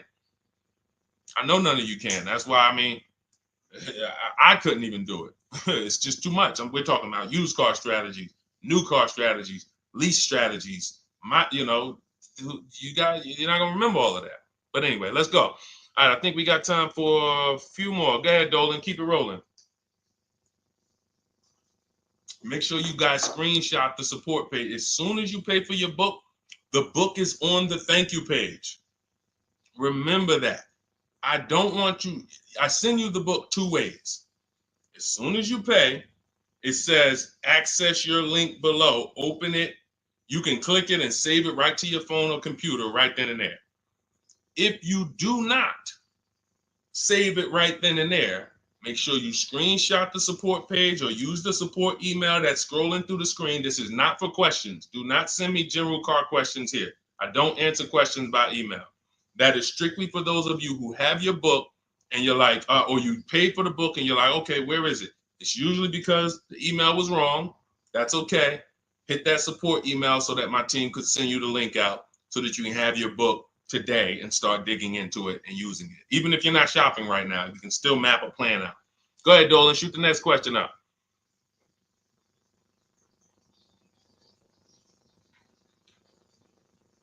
All right, this is Victoria from TikTok. Any tips for how I can get the highest trade-in value for my existing vehicle? Of course, bids.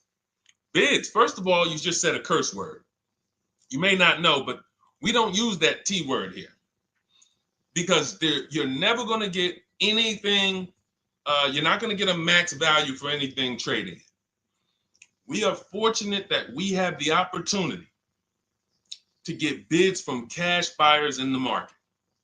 And I'm not talking about cash buyers like Facebook Marketplace where a person, it's one of your neighbors from your town coming to look at your car.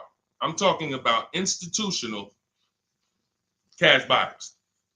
People who cut a check instantly and, they do an inspection. That Jeep Grand Cherokee I sold to CarMax, they were the highest bidder 3 years ago during the pandemic. I'm not going to tell you what I made because those values don't exist anymore. So it just doesn't even make sense. But, those of you who were watching my videos earlier 3 years ago or using my tips, you guys cashed out and made ridiculous money. When corporations were trying to make money on people, we made money too. But CarMax won the bid. I went down there. They did an inspection on the vehicle. They came back. Accounting department came, cut me a check. I walked away with a check. That's it. You don't want to trade. You want to sell. You want to break your not even break your transactions. I need you, Victoria, to realize there are three transactions in a car deal. Who you're going to sell your car to, That's one. Who you're going to buy your car from, that's another. Who you're going to get your loan from, that's the third one. Now, you're not always cash buyers. Deshone, I pay cash. Then you don't need that. Deshone, I don't have a vehicle to replace. Then you don't need that. But how do we make sure we get the highest value or the biggest discount? Bids. Each one, we make the market bid. So when what you should do right now, Victoria, this is step 2 in my book. After we decide whether we're going to buy or lease our next vehicle, that's step 1. Then we move to what is called the equity assessment. We need to find out, do we have equity or negative equity? Equity assessment. We call our bank. If we have a loan, we find out what our payoff is. Then we're going to go to carmax.com. I'm going to give you the 6 companies. This is the equity assessment process. We do this for leases too. I don't know if we have time to go into that, but I'm sure there's people on here who didn't know you could sell a lease. Type a question mark if you didn't know. Deshone, what do you mean selling leases? I never heard of that before. Type a question mark if you didn't know you could sell leases. We have an equity assessment process for that too. But what you would do is you go to CarMax, Driveway, Carvana, Kelly's Blue Book Instant Cash Offer. This takes 20 minutes. Auto Nation, Sell My Car, and Car Gurus, Sell My Car. Car Gurus, Auto Nation, Kelly's Blue Book Instant Cash Offer, Driveway, Carvana, CarMax. 6 offers in 20 minutes. That's bids. See, everything we do is a bid. That's how we have peace of mind. We don't negotiate. We make people negotiate with each other. There's 2 schools of thought. I want to remodel my kitchen.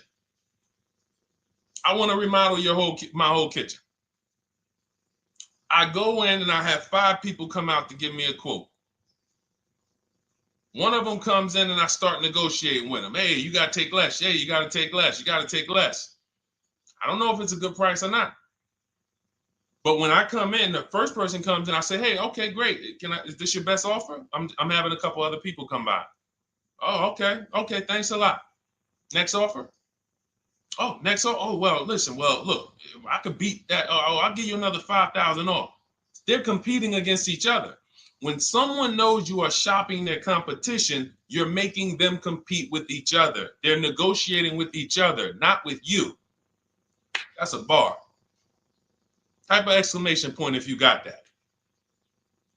When people know you're making them compete with their competition, they're negotiating with their competition, not with you. That's the power of bidding. That's why we got grandmothers and single mothers that can come in and do this. That's why we got people who can come in and do this. You know, how are people getting these prices? Not negotiating, because they're making people negotiate with each other to earn their business. They're making banks negotiate with each other to earn their business. It's a beautiful thing.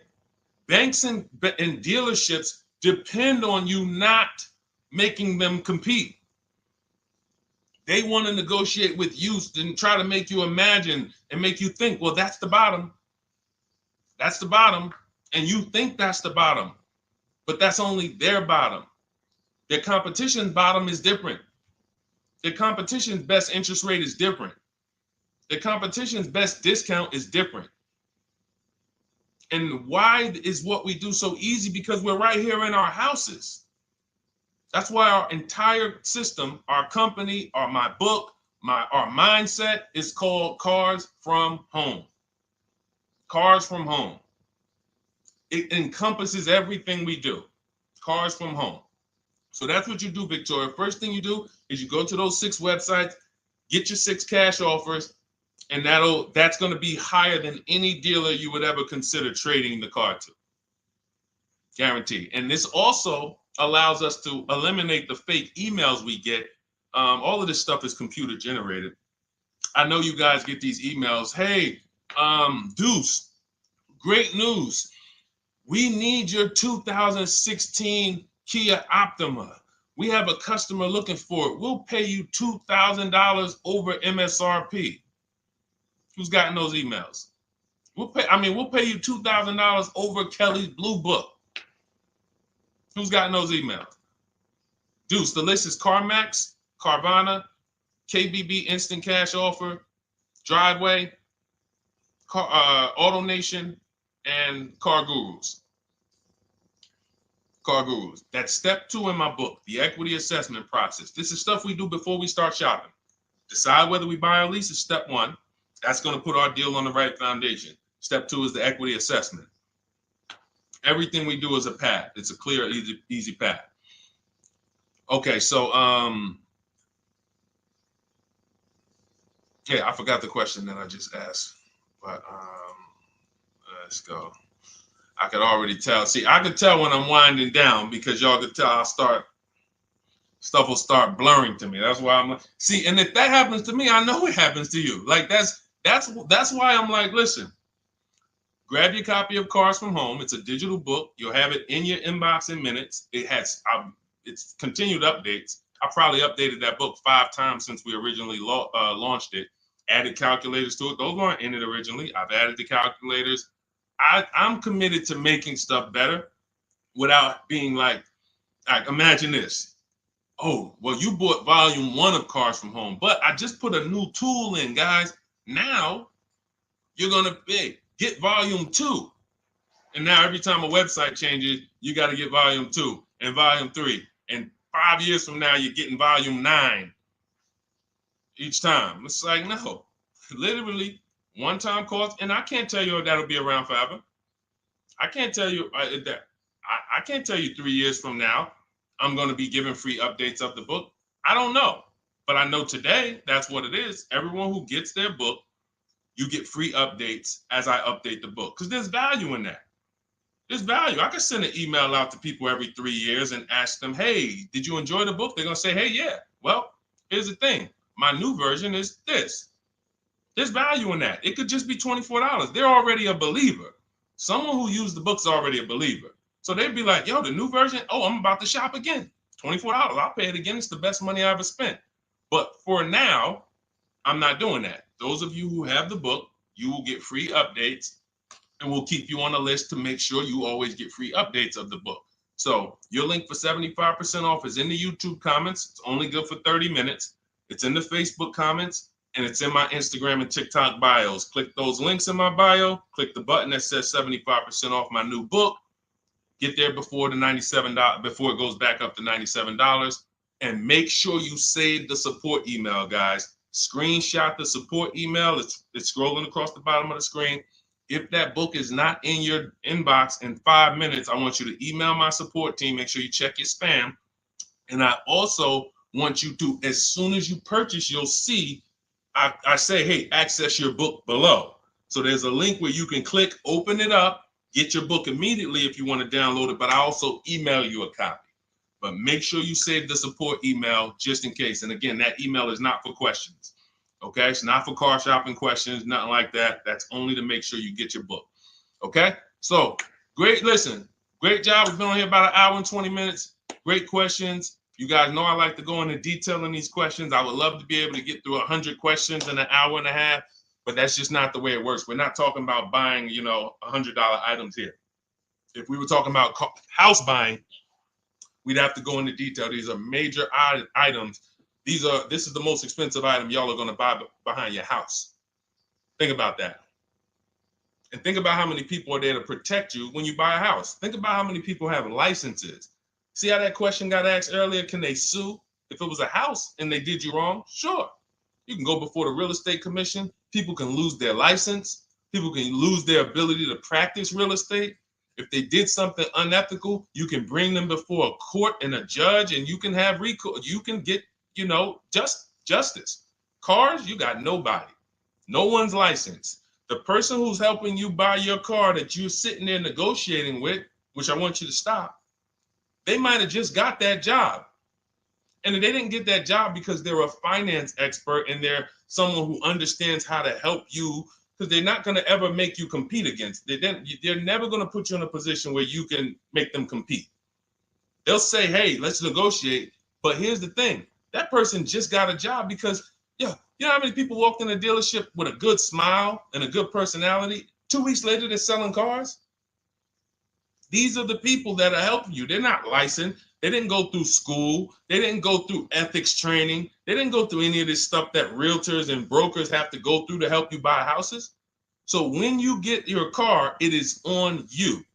That's why you want me working with you. You want my blueprint. You're not by yourself. You're watching my videos. Once you get my book, you can stop watching my social media videos. I don't want you watching my social media videos if you have my book. It's just going to confuse you, because what my social media videos do is warn you what not to do. That's what my social media videos do. Don't do this. The worst thing you could do is this. The worst thing you could do is this. Don't do this. My book is teaching you what to do. It's telling you what to do. It's not an education book. It's a do this first. Step 1, do this, do this, do this. Step 7, hey, congratulations. We're taking delivery. We're not focused on that. So once you get my book, you don't have to watch my social media videos ever again. And I want to say that because a lot of people will get the book and still be watching them and trying to piece it together. You got my blueprint. You don't need those videos anymore. Okay? So always a pleasure, y'all. God bless you. To those of you who have your book, make sure you email me when you pick up your cars, send me all the details. Deshone, check this out. This is what I got. This is what I paid, so that we can bring you guys into the stream and continue to tell everybody about you. So about the results. All right. God bless y'all. I will see y'all on the next stream. Always a pleasure.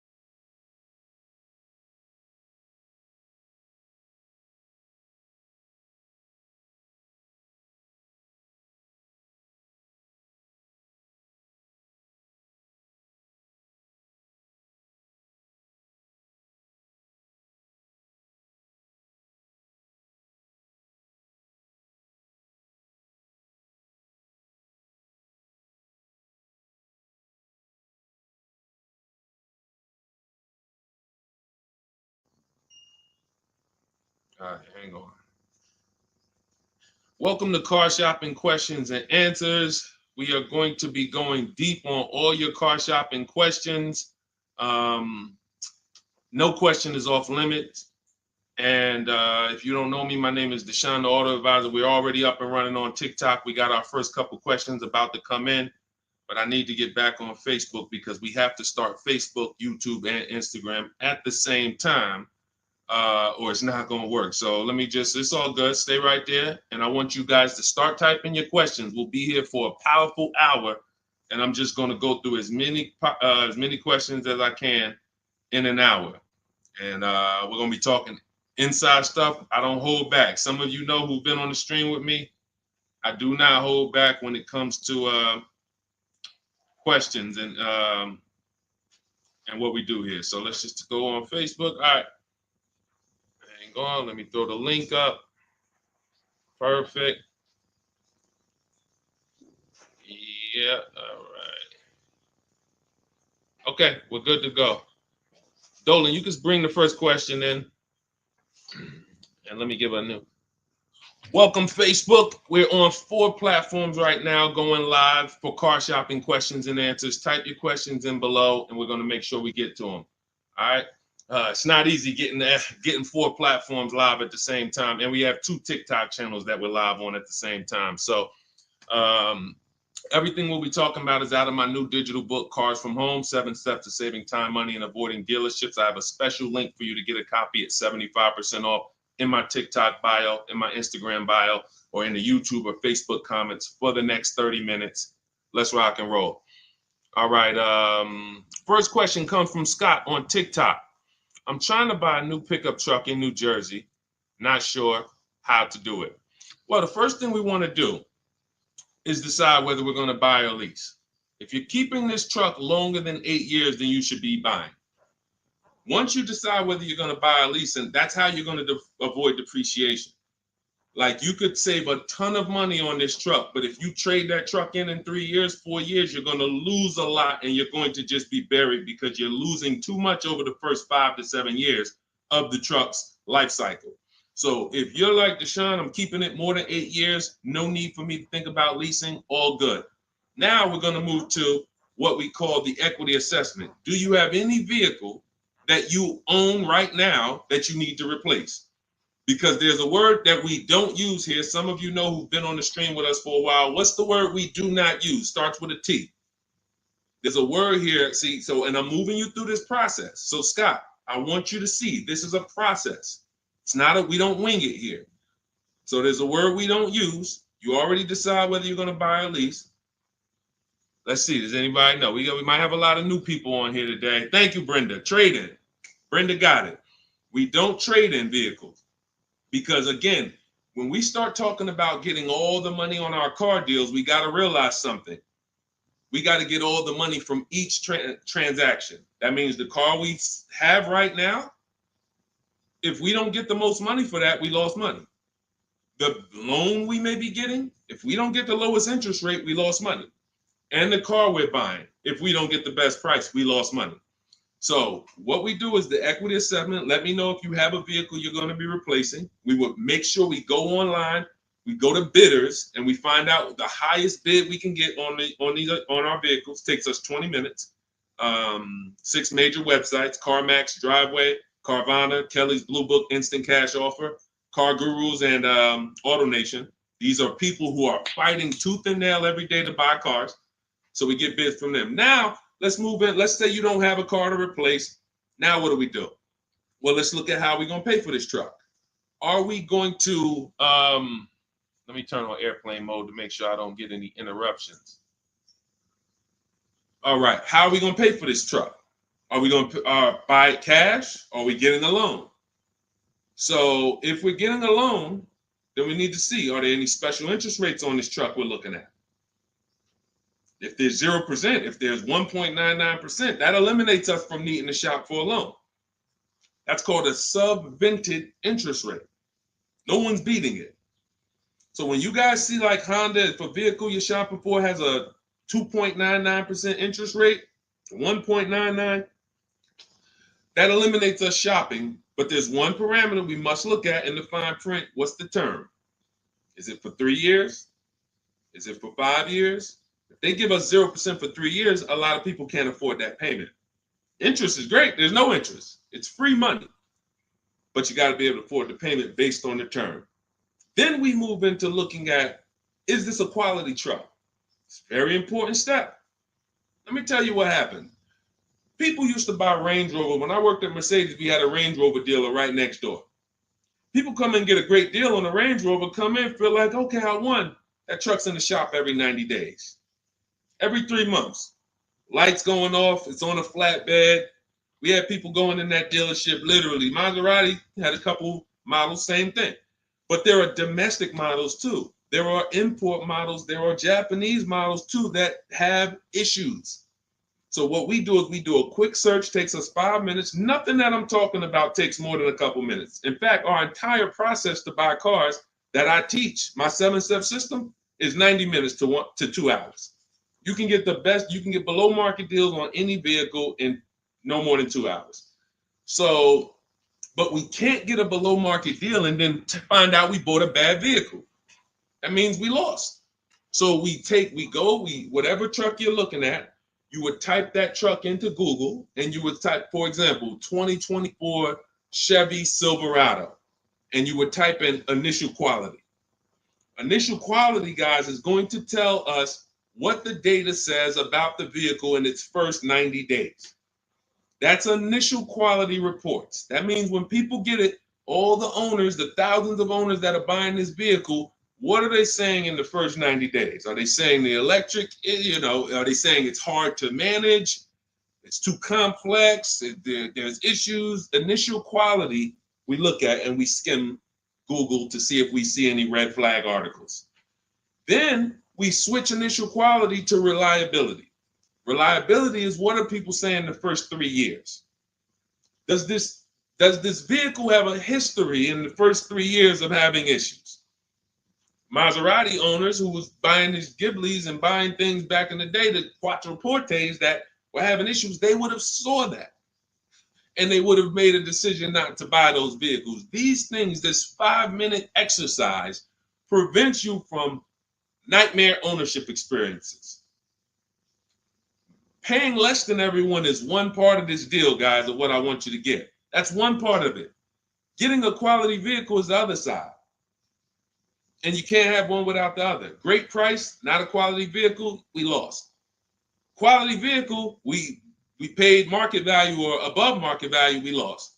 So we need to get both. So then once we find out, okay, the vehicle I'm looking for, it has great marks, there's no red flags, now we move into getting offers. And very simple, we get offers right from home. That's why everything I teach is called Cars from Home. Cars from Home. It's a mindset and it's also a process. We sit down here and we contact dealers online. I have something in my book called the 25 to 5 strategy. That means we're connecting with 25 dealers in 20 minutes and we're going to get 5 offers. It is important that you must get 5 offers because 4 of them are going to be overpriced. I can guarantee you that. Right now I've worked with 2,200 people personally around the country, and we have about 9,000, approaching 10,000 people that have my digital book, Cars from Home, in their hand in the last 4 months. So when we look at the data, not to mention I shop myself, you know what I'm saying? I've used this. I know you may think every dealer has the same price. They're all different. They're all different. That's why your best deal, and pay attention to what I'm about to say. In fact, hit the share button if you're locked in. Share this with one friend because one friend might be out there shopping right now, overpaying. All right. Oftentimes, the dealers that are the closest to you are not going to give you the best offer because they think they own you. I'm going to say that again. When a dealer sees your zip code come in, when I was in the dealer, we used to get we call them leads. Anyone in sales, you know the term leads. When we see that the zip code is a zip code that is right here, 5 minutes away, 10 minutes away, 20 minutes away, there's a mindset there that this person is not going to shop. So they're not going to give you your best offer in many cases. What you're going to get is an overpriced offer, and you won't see it until you learn to speak to dealers that are a little further away from you. Now, if you're doing it my way, you're using my book, you get your copy for 75% off. You won't pay the $97 price. I have email scripts in there. We don't talk. You use these email scripts when you're buying new cars and leases. We have a different process for used cars, but we still don't talk. You have to, and what's happening is you're going to see that sometimes the offers that come from 45 minutes away, an hour away, are your best offer because they're trying to take business from their competition. Some of these smaller dealers as well who don't have the foot traffic, they're not getting 100 people coming in on a weekend. They have to depend on strategically winning business. They're using the internet to reach out and connect with people that are far away from them, and they're beating their competition. But if you're programmed to go right into your local dealer, you're never going to get their prices. Type a $ if y'all are following. Type a $ if you're following what I'm saying right now. Type a $ if you're locked in right now. Type a $ if you care about your money and you're like, you know what? We're going to unlearn all the things that we were programmed to do. I'm going to tell you here's how we know we were programmed. And if I wasn't in the car business, I'd be just like y'all. That's why it's my mission to teach. You know how we know we were programmed? We never learned to buy cars. We were indoctrinated in a way of buying cars. We didn't consciously make a decision, approached it and said, this is how I'm going to buy cars. We were indoctrinated into how people buy cars, and that's what makes the dealer principals in these dealer groups, Fortune 500 companies that trade on Wall Street and make billions of dollars, because they have a predictable way that they serve the customer. It's not for the customer's benefit, it's for profit. So when you start doing this, and Scott, I just gave you the first 5 steps of our process. When you start doing this, you're going to see that the same people who you thought really liked you, Charlie down at the dealership that he sold cars to you, your parents. When you start making Charlie compete, you're going to see Charlie wasn't really for you. You're going to see that. The same person who, man, we always bought cars from him, but when you start making them compete, things change. Things change dramatically. And that's going to reveal to you, oh man, Charlie, how long you been overcharging me then? How long? See, because one dealer's best offer is not another dealer's best offer. So it's not like Charlie's lying. When he says to you, hey, listen, Ashley, listen, Miss Whittington, I can't do any better than this. This is our best offer. He may not be lying, especially, you shouldn't be there, but we do this, we never talk numbers in a dealership. But once they say that's our best offer, that's their best offer. When you hear from another dealer online, it's a different best offer. Another dealer online, it's a different best offer. And then you start saying to yourself, okay, I just need to find a dealer whose best offer is the lowest among everybody. But we can't stick with one dealer, because you'll never see how much you're overpaying by dealing with one dealer. So that's the process, Scott. That's the start. If you embrace that mindset, you're going to win every time. My 2 favorite words are multiple offers. You want to protect yourself from overpaying on anything. I don't care if you're getting your house renovated, multiple offers. Those of you who's not a good negotiator. Before we go to the next question, because I see we got a lot more questions coming, and keep typing them, and Dolan's going to pull the next one. Before we go to the next question, who's not a good negotiator? Type me. Not a good negotiator. I know we got some negotiators on here. We got a good amount of people, but who's not? You just don't like it. You're either not good at it. You don't like confrontation. It's just not your thing. Who'll be honest and let us know. It's not your thing. Okay, I see you, Brenda. Okay. All right, I see you, Tony. Okay. I see you. Let's go. Okay, we got a bunch of negotiators. Okay, I see you, Michelle. Okay, they're coming in now. Okay. Multiple offers is, you never have to be a great negotiator. If you embrace multiple offers, you never need to be a great negotiator, because what happens when you start getting multiple offers, you're not negotiating with the person trying to sell you something. You're making them negotiate with the other people trying to sell you stuff. Big difference. When you negotiate one-to-one, you're negotiating with a person. When you make other people get bids and you get multiple offers, now those people are negotiating with each other to win your business. That's how we have deals. That's how we have people like Danielle here, who she got her Audi. She's paying a ridiculously low payment, $550 a month, $44,000 vehicle, no money down. That's how somebody like Sean saves 20 grand off of his F-150 Lightning here. Wrote me in. Now pay attention. Pay attention to what I'm about to tell you about Sean's deal. What's so important is he saved 20 grand, 21,000 off his new F-150 Lightning. But here's the big thing. When I asked him about the deal, I want to find his post. He said to me, no other dealer, I want you to see this. He has shopped locally. Where are we? I think this is it. Okay, hang on. Okay, I'll tell you what he said. He had to go 150 miles out to get that deal. He had to go 150 miles out to get that deal. So what you're going to see from most people who learn from me, and you'll be this way too, you're driving an hour to pick up your vehicle, but it's a great drive because you know the money you saved.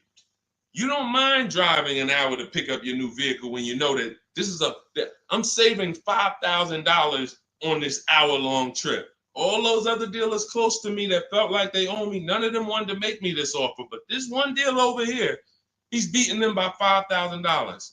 I remember this young lady in California. She was buying a Volvo, and she had to fly. She called me. She said, Southern California dealer made me the best offer. They beat my highest offer in Northern California by $4,000. All the offers I got, the best one in Northern California, this dealer in Southern California beat it by $4,000. I said, so what you gonna do? She said, I just got the plane ticket. It was $70. I said, that's what I would have did. So we have to go to where we're saving the money, y'all. This is a one-time thing. You buy your vehicle from who's making you the best offer. You service your vehicle from where it's most convenient. Two big differences. All right, go ahead, Dolan. Shoot the next one up. Everyone who just jumped on, this entire stream is sponsored by my new digital book. It's called Cars from Home, 7 Steps to Saving Time, Money, and Avoiding Dealerships. It's already 5-star rated. You can Google it. For the next 30 minutes, you can get your copy for 75% off. It's my entire blueprint of leasing step-by-step, getting below market leases, getting below market purchases, getting below market pre-owned deals step-by-step, making banks bid for our business step-by-step. Now, 30 minutes only. After 30 minutes, the price goes back up to $97. So you can click the link in my TikTok bio, click that picture of me, or click the link in my Instagram bio, and come back to the broadcast after you get your book. As soon as you pay on that thank you page, I want you to screenshot that. There's a link to open the book right there. So not only will I email you a copy, on the thank you page, you click a link, and that book is right there too.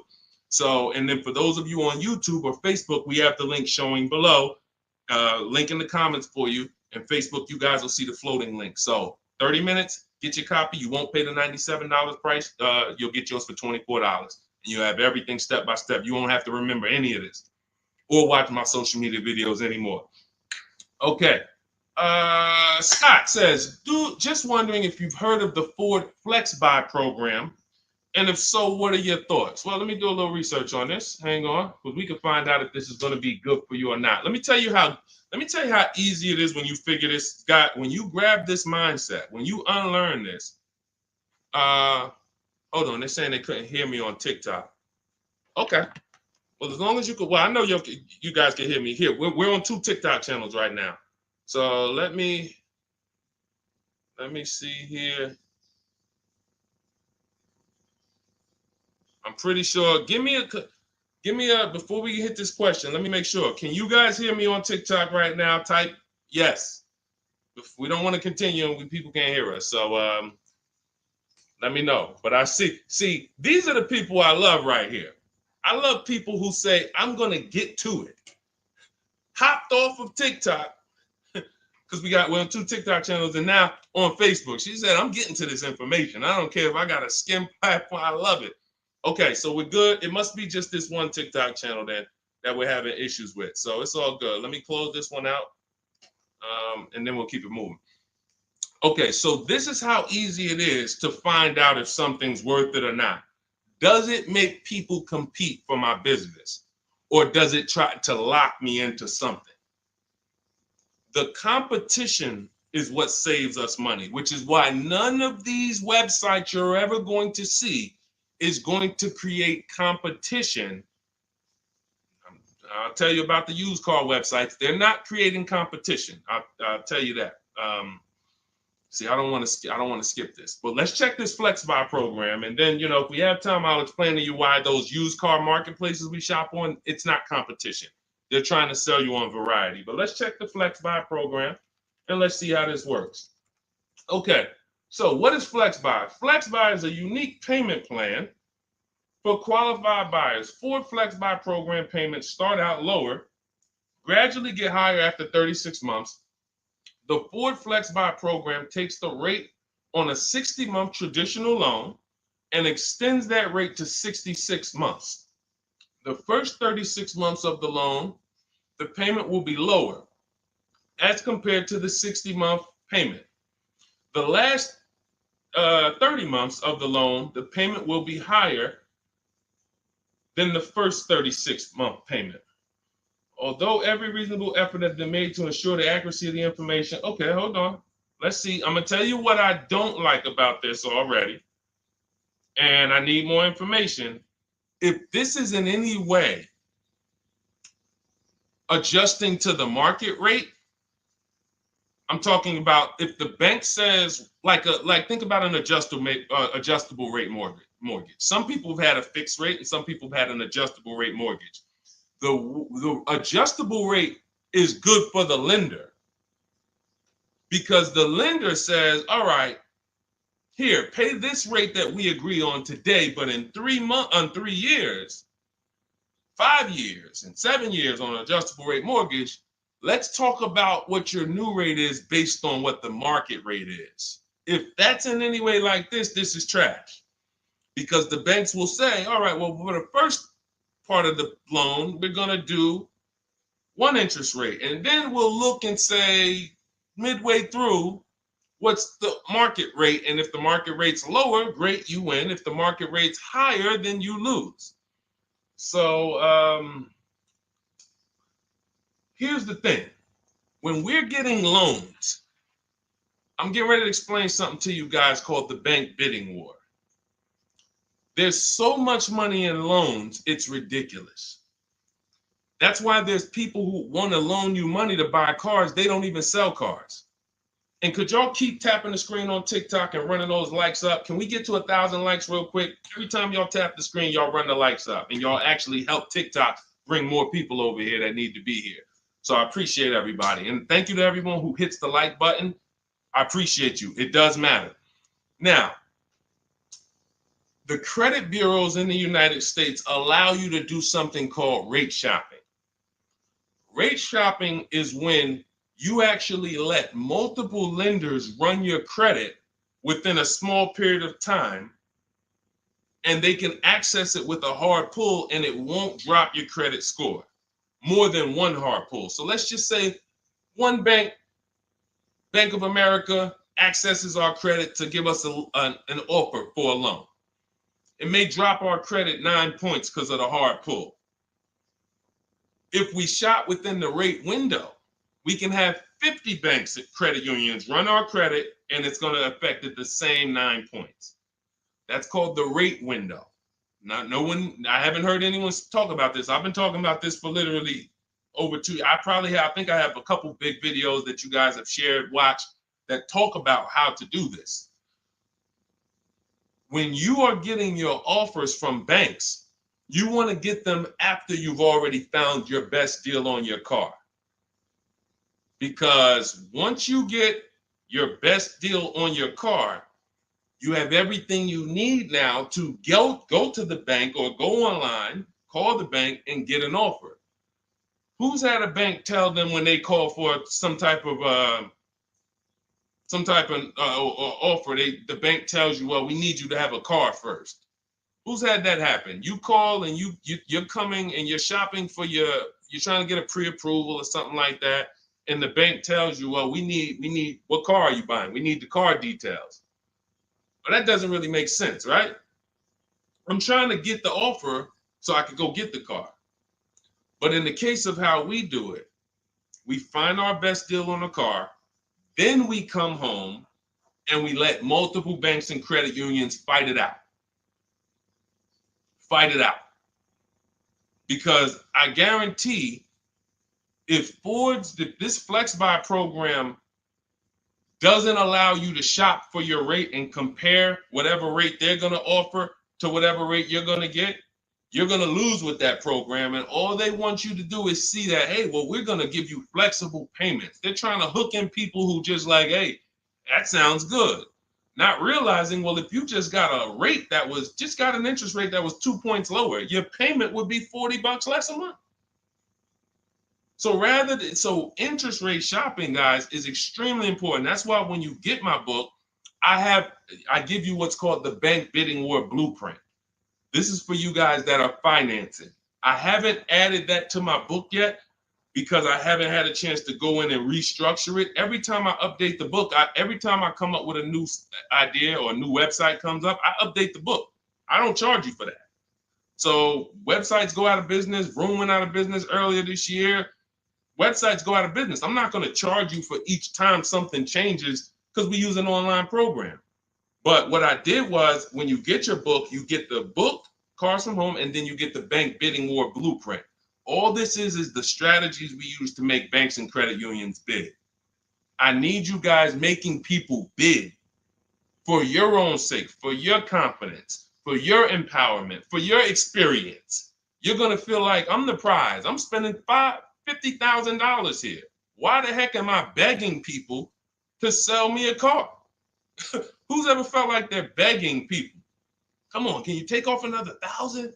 Come on, can you drop it by $50 a month? Come on. You're begging people. Meanwhile, this is a 5-figure transaction. So when you flip the tables like we've been doing, like all of the people, if you're on Instagram or if you're on YouTube, you can see all of these people. You can see Zafrina, you can see Jared. Look at all these deals. People posting their numbers. Teddy, Rosalie. How does Rosalie get a 65? How much is this vehicle? How much? How does Rosalie get a $60,000 vehicle at $592 a month with no money down?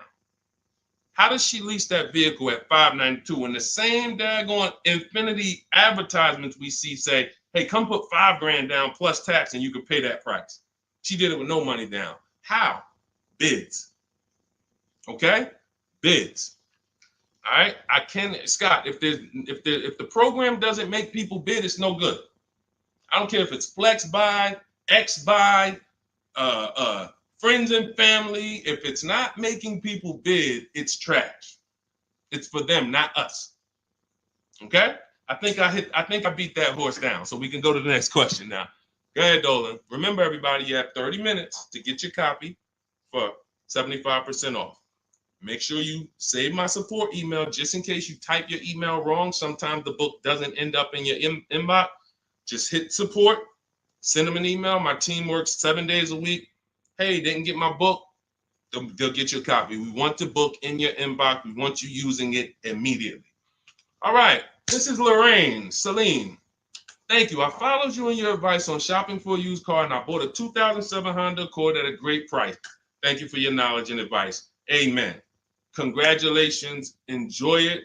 Honda's a great vehicle. If you took the steps and made sure you were getting a good one, title, service records, accident history, a great Honda Accord is incredible. Even some of these vehicles, guys, long-term owners, some of you long-term owners, you need to understand which vehicles have the best longevity records. And Honda Accord is one of them. Congratulations, Lorraine. Enjoy it. God bless you. Go ahead, Dolan. Next one. Buying a Porsche Cayenne Coupe. Need help. Okay, well, you sound almost like Scott. We started with the process. How many years are you keeping the car? If I could find my, oh man, I don't have time to find it right now. I know why. There's a young lady who came. I want to tell you something how important deal structure is. Who was taught never to lease a car? I want you to be honest. Type me if you were taught never to lease a car. If everyone who's willing to be honest, again, it may sound like some of the things that I'm talking about is bad news first. That's because it is. I have to give you the bad news first, and then we get to the good news. All right. So now I see some misconceptions coming out already. I see Wanda. Okay. I see Black F22. He said you never own it. I want you to understand something about what you just said. If you're a person who keeps that car 8+ years, then you can own it. I'm going to tell you why. Cars depreciate like this. Cars drop in value like this. This is the scale. That's why you buy a car today for $40,000. 5 years later, it's worth $18,000 or $15,000. You're losing value. People care about this. You know who cares about this more than anyone? You guys, you know who cares about this more than anyone? Banks. Banks. Banks don't want to own things that do this. Now look, Black is coming with a lot of stuff right now. Let's talk to Black. And let's talk to the people like Black, because Black is somebody who will tell you never lease a car. He just said you're basically renting it. You never own it. Now let's get to the point. I want to show everyone on here. Thank you, Black. I'm glad you're here because we're getting ready to use this as an opportunity to prove a point. Let me take let's look at Ansley's deal he just got leasing.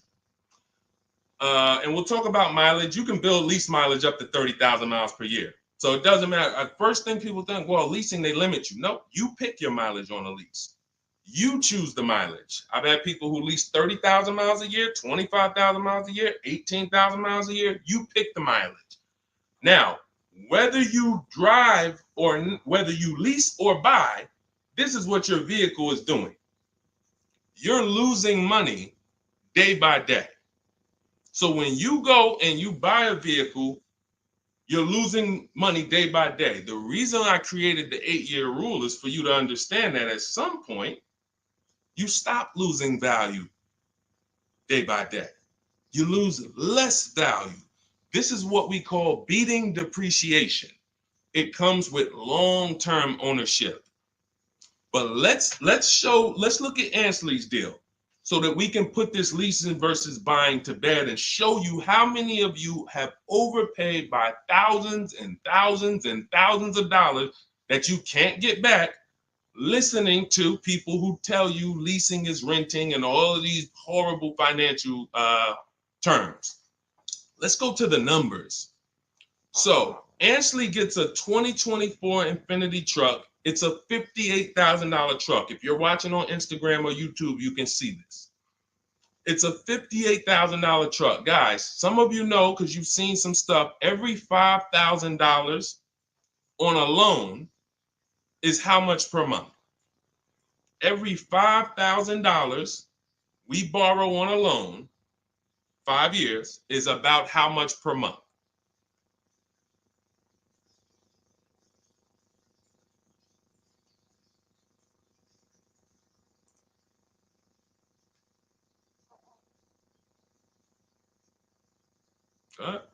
Anybody know?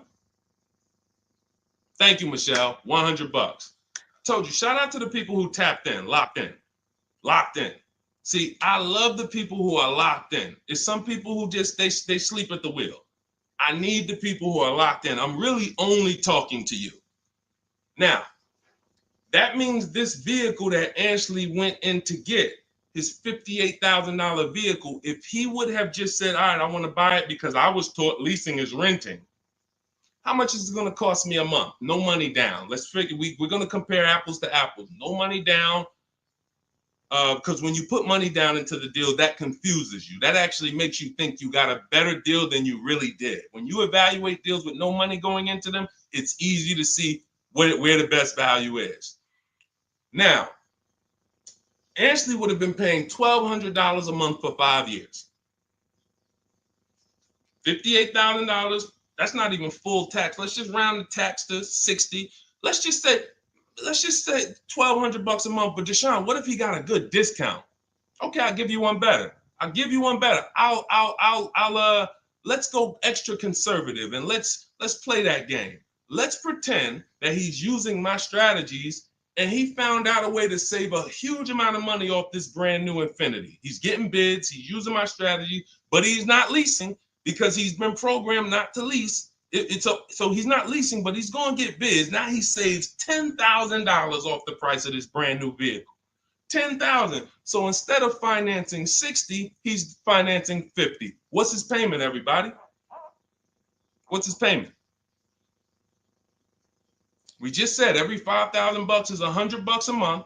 $50,000 vehicle. What's his payment? $1,000 a month. $1,000 a month.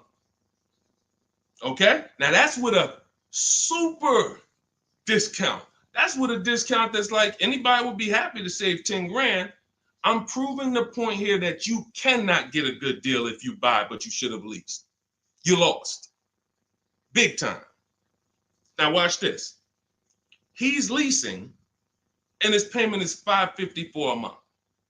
So now somebody like Black, somebody like Miggy over here that agrees with Black, they pull up in their Infiniti truck, right? And they pull up next to you. And y'all are both driving the exact same truck. And you look at them and you're like, hey, man, we got the same truck. Now they're going to say something to you like, yeah, you know, man, it's expensive though, man. It costs to drive this, right? And you're going to look at them and be like, oh, how much you paying? You know, I did a no money down deal. So I know I did all right. I did no money down, but I'm paying $1,000 per month for this. Oh, really? I did no money down too, but I'm paying $554. Wait, you? Yeah. Oh, yeah. I leased this. I drive it for 3 years, then I give it back.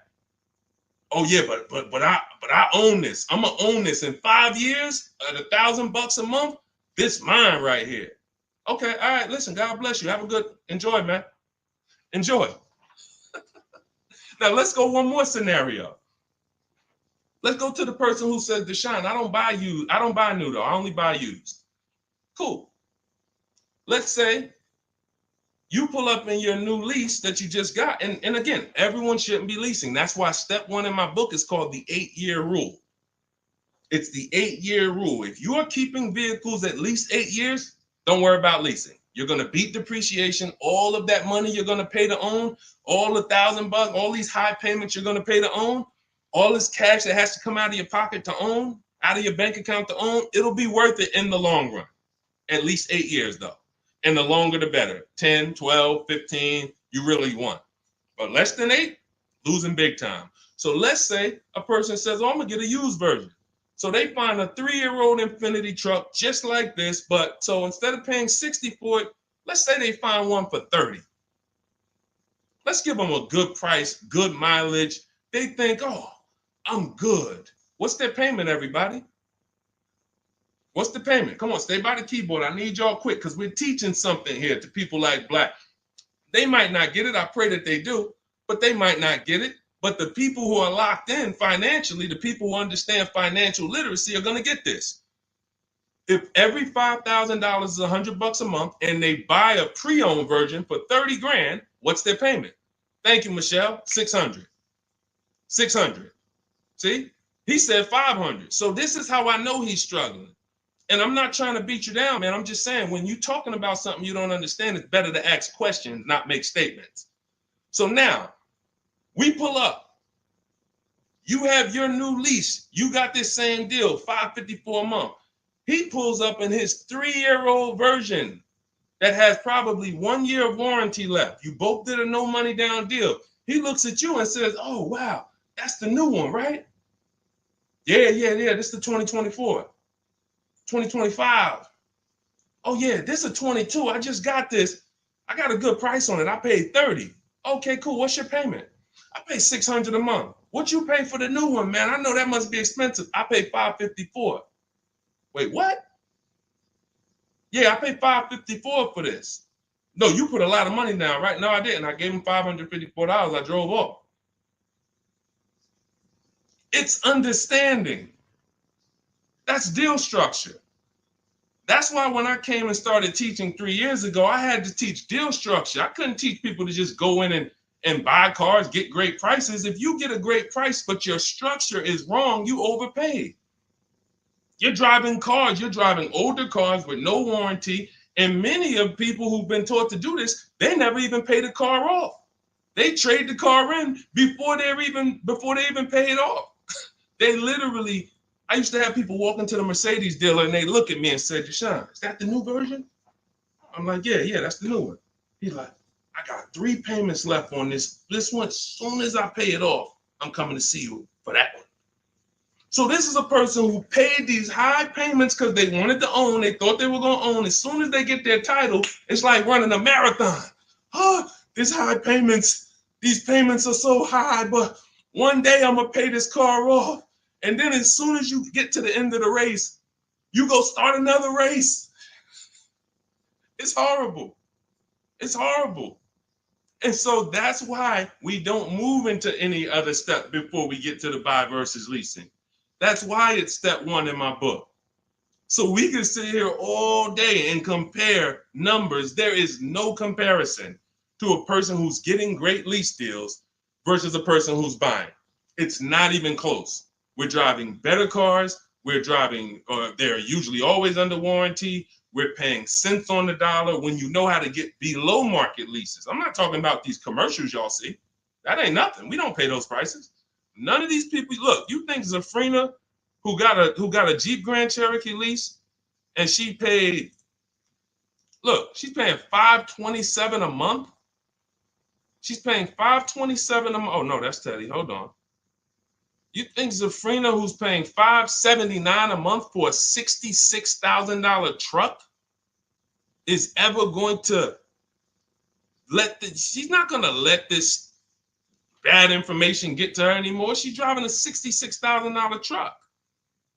So again, now let me, before we go to the next question, I'm going to just read some things from Black because he's over here typing. And I do want to give him the courtesy of reading because we just used him as a teaching moment. I think everyone learned. If you just got what I just taught about the leasing versus buying, type $sign. Just type $signs.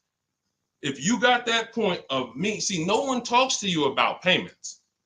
They say things like never lease, always do this, always do that. But they never talk numbers. The reason why we go straight to the numbers is because the numbers don't lie. They say men lie, women lie, numbers don't lie.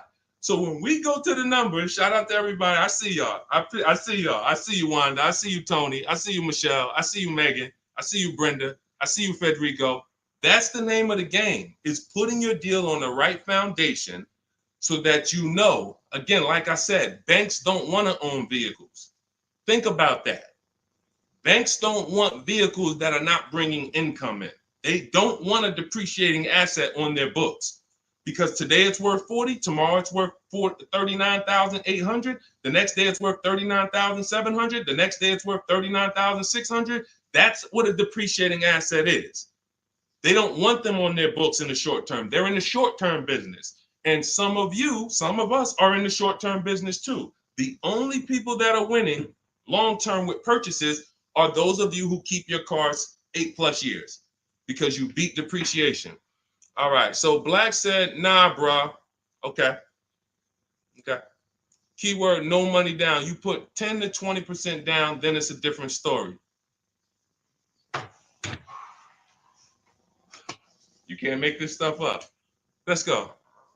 You cannot make this stuff up. Watch this, y'all. Watch this. I just compared 3 no money down transactions on the same vehicle. 3.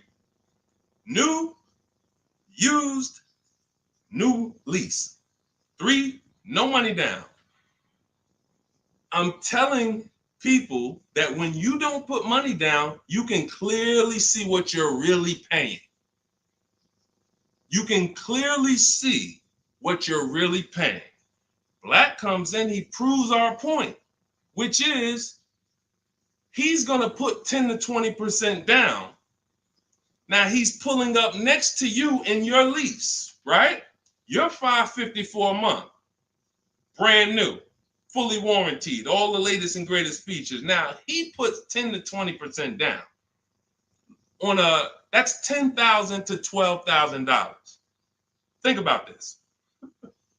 He pulls up and he has a similar payment to you. So he feels like we're alike. He feels like we're pretty close. In fact, he may even feel like he's doing better than you because he's purchasing his and you own yours. I mean, you're leasing yours. But watch this. What about that $12,000 you gave him? What about that $12,000 you gave them? That's how people forget. That's why everything in the Car From Home system, when you get the book, you're going to see everything is about shopping with zero down, looking at offers, and then choosing, do I want to put money down to lower my payment? Money down does not buy your deal. I made a video about this. Some of you have seen it and shared it. People who make a down payment and think they got a deal.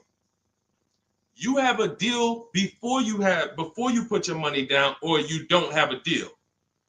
A deal means I shopped all my offers, and then I found the dealer who was going to discount the vehicle the most. Now, how do I want to pay for that? Do I want to get a loan? If I'm getting a loan, what do I want my payment to be? Now I'm going to manipulate my down payment based on what I want my payment to be. That has nothing to do with the deal I got, but somebody like Black or people who move like him, hopefully we can help you get over these mindsets. But you have some very, very strong convictions, and you're confidently incorrect. That's dangerous. It's dangerous to be confident and incorrect. Dangerous to yourself and your family and your friends who will listen to this. If you are putting money into deals and thinking that you got a deal because your payment ended up being affordable, you in no way can win. First of all, you're letting the dealer manipulate two things: the price of the car they're selling you and the interest rate that you're getting from them exclusively. If you were just separating your loan from your interest, from the purchase, you would see that that's a losing strategy. You can't compare a person who's driving a brand new vehicle paying a low payment to a person who's paying the same payment but gave the dealer $12,000 to get to that payment.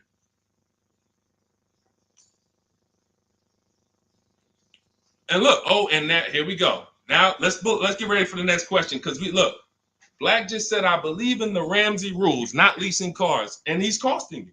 Now, let me ask you a question. How many years are you keeping your car, Black, on average? And let's just move on from there. We've given you enough, and you've been great. You have been great. I think we have all learned. You've given me a lot of things to be able to teach the audience who's willing to learn, but there is in no way, shape, or form. 3 to 4 years. My man, you are losing like crazy. Look, he's buying cars like this and flipping them. He's buying cars like this and flipping them, coming back. You're spending so much money that I can't even get it across to you because you're not in a posture to learn. You are literally buying cars in their deepest state of depreciation because somebody told you don't lease. You listen to them. You buy the car here. It's worth $40 the day you buy it. You come back in 3 to 4 years to get a new one. They give you $20 for that car. You spent $20 grand. You lost $20 grand in depreciation in 3 years. And you just keep doing that because somebody told you never lease cars and you listen to them. The payments I'm showing you, it's not clicking. The fact that the same car you bought for $40 that you're going to get $20 for, you're paying $40. That's an $800 a month payment. You put 20% down, you finance 30 grand. Now that's a $600 a month payment. That same $40,000 car we're leasing with no money down for $500 a month. No money down. You are spending thousands. We can't help you, man. You got to be willing to unlearn it. You are so locked in, So anyway, but I think, listen, everybody who got it, you understand. That is why leasing versus buying is paramount. You cannot get it. If you are not keeping your cars 8 years, you cannot get a great deal buying. You're going to lose in depreciation. You're going to lose in resale value. When you go to replace that car and you see what it's actually worth and how much you paid over 4 years or 5 years or 7 years, when you compare that to a person who drove brand new cars for that particular same period of time, it's no comparison. And then you have cars with no warranty and all of that. Yeah. Look, Megan said, Black doesn't seem to learn. So to my question would be, could you buy an extended warranty package? Hold on. Why am I getting calls on airplane mode? Sorry, guys. I hold on. Let me put on Do Not Disturb. All right, so go ahead, Dolan. Shoot some. Let's get to Megan's question, and then let's try to go through a couple more. But that was good. That was good, Black. Thank you, because we wouldn't have been able to teach on those points without your questions. Okay, so let's do Carolina on YouTube, and then let's go to we'll hit Megan, and let's go through as many as we possibly can. Hey, I'm new here. I want to trade my 2020 Nissan, and what's the best way to do this, please? Okay, so you have a 2020 Nissan. That's a vehicle that's not 5 years old. First thing you would do, if we were talking, I wouldn't let you buy. Unless you're telling me you're going to keep the next car 8 years, you're losing, because that 2020 Nissan, first thing we want to do is decide whether we're buying or leasing the next vehicle. And as we just said, if you're not keeping the next vehicle 8 years, you should be shopping for below market leases. Then you want to now see what is the most money you can get for that Nissan. We don't depend on a dealer to tell us. You're going to go to these 6 websites. These are 6 websites. You do this in 15 minutes. You're going to find out what that vehicle is truly worth. You find out what your vehicle is worth with offers, not with anything else. Offers. So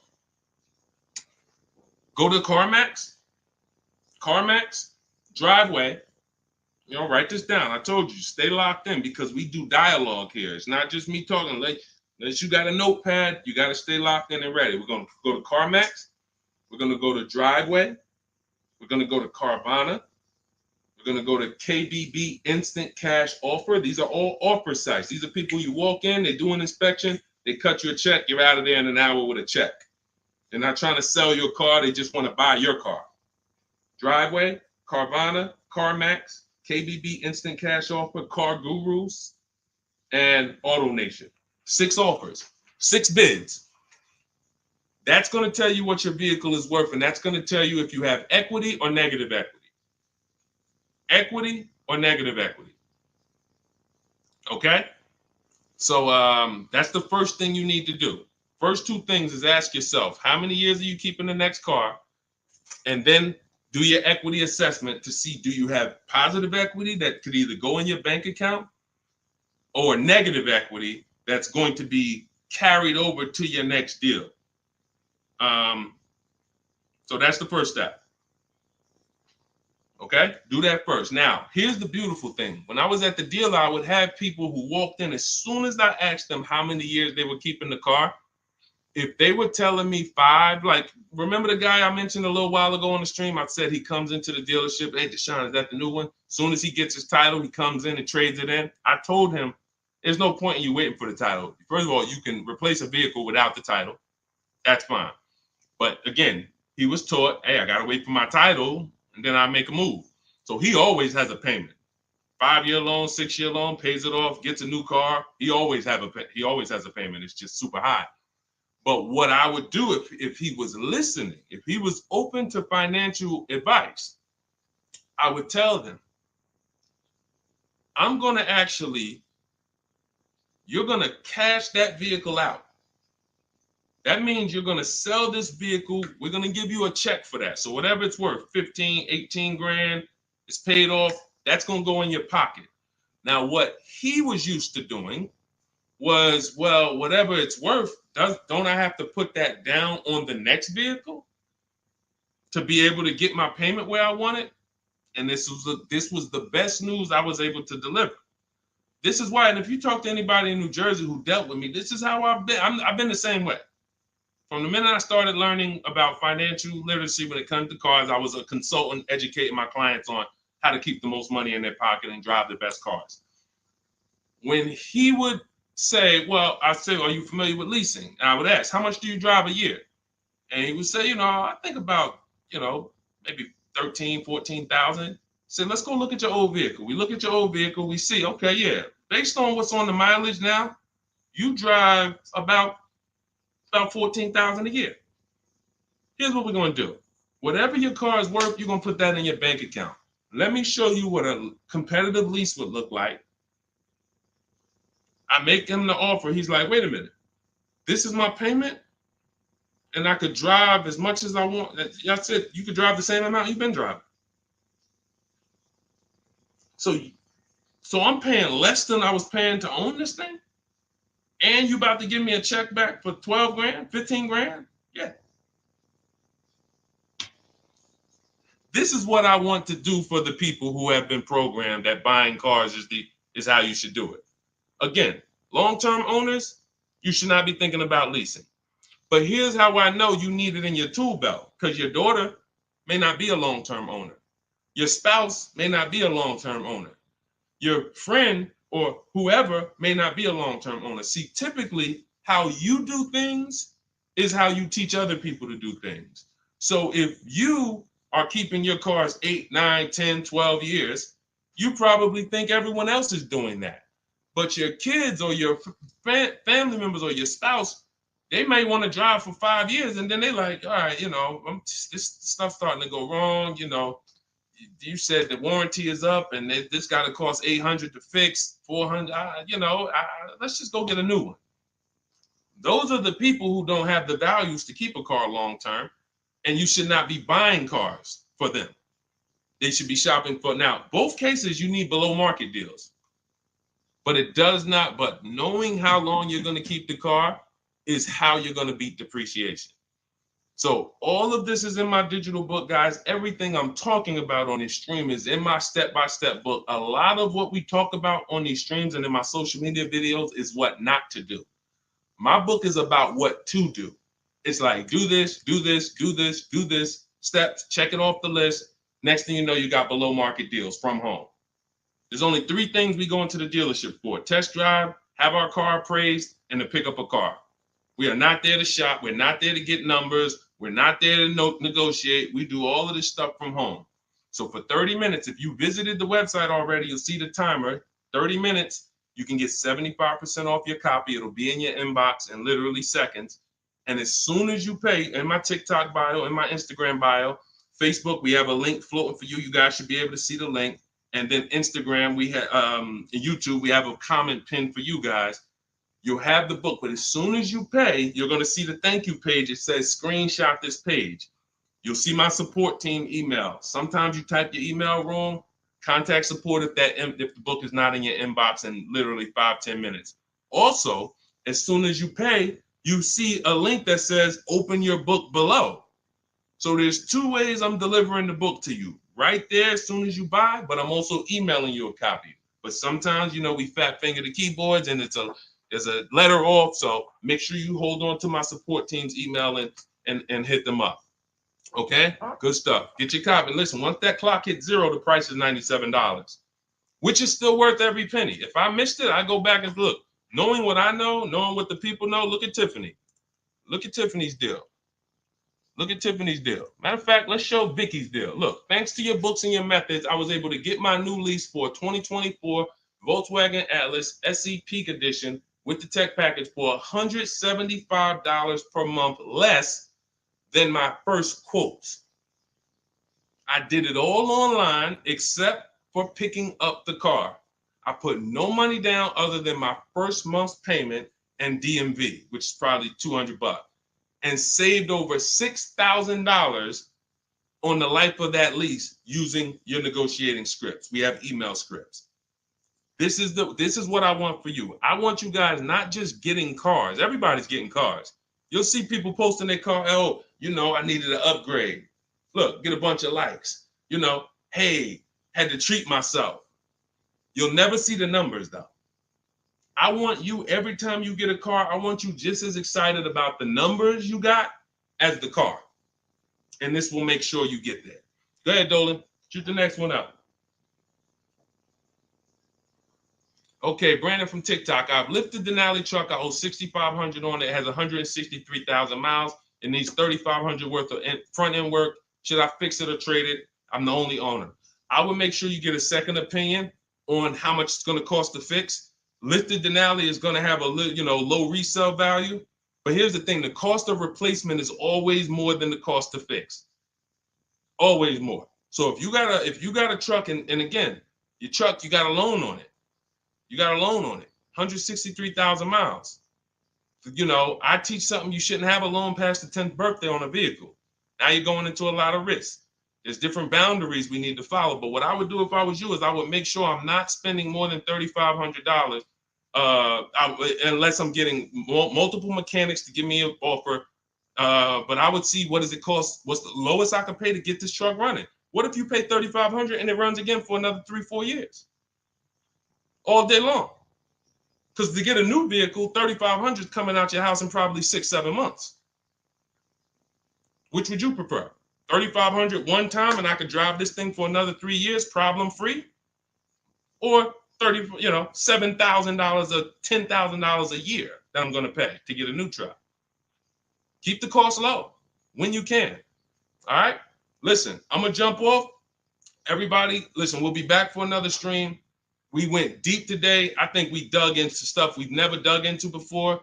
Thank you to Black for, bringing some information to us that allowed me to teach and help you guys unlearn. Everything you need is in my digital book, Cars from Home, 7 Steps to Saving Time, Money, and Avoiding Dealerships. Normally $97. It's 5-star rated. You can Google it. You can see all the reviews people wrote using it. But you won't pay $97 if you get to my TikTok bio or my Instagram bio before that 30-minute countdown expires. You'll get it for 75% off, which is $24. And on YouTube and Facebook, I have a comment pinned for you guys where you can get your copy for 75% off. Use it. Make sure you email me your success stories, and make sure you save my support team's email just in case you type your email wrong. Let's make sure my team gets you your book. All right. God bless you. Keep winning. Keep unlearning. I'll see y'all on the next one.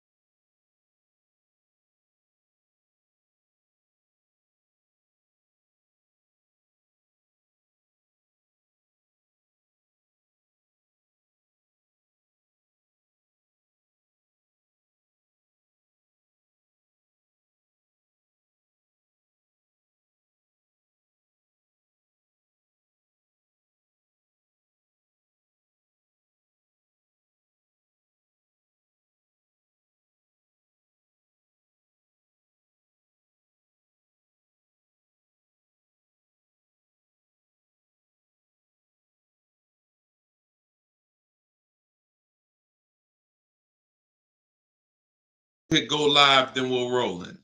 Jasmine from TikTok asks, what do I do when I can't afford the lease after 1 year? Great question. You want to do an equity assessment, see if you can sell it. There's two main ways to sell a lease. You could have somebody assume it. You can go to a site like Shop a Lease, and if you have a good car payment, you could list the car there and somebody could take over it, but it must be a good car payment relative to the deal. If you're paying, if you overpaid per month, then you're going to have a hard time getting someone to take over the lease. But if not, you can get rid of it there.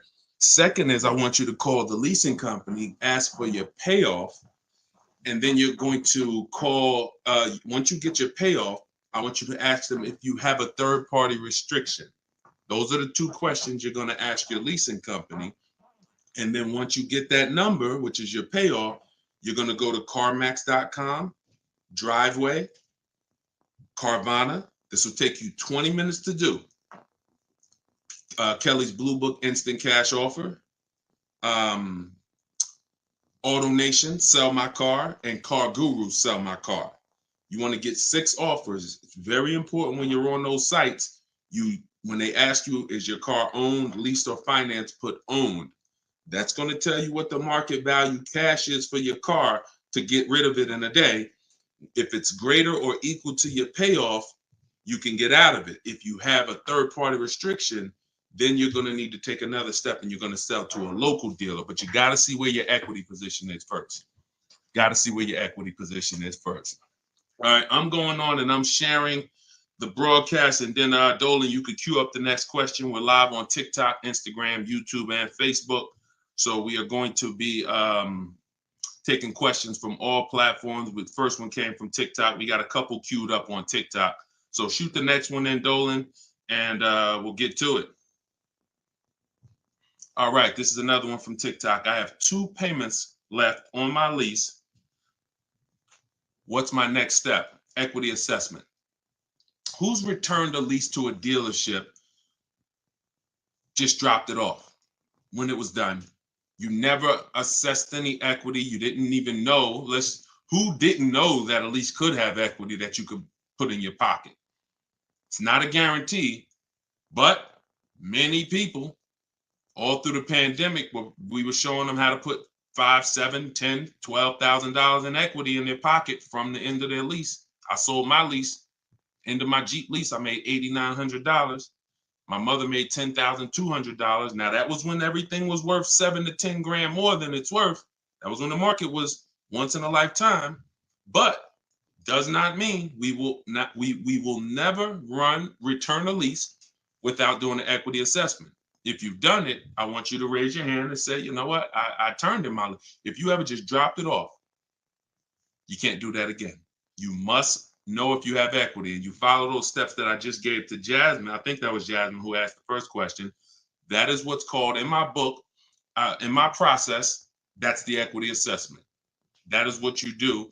Everything I'm teaching you guys is from my new digital book, Car Shopping for People That Hate Car Shopping, 7 Steps to Saving Time, Money, and Avoiding Dealerships.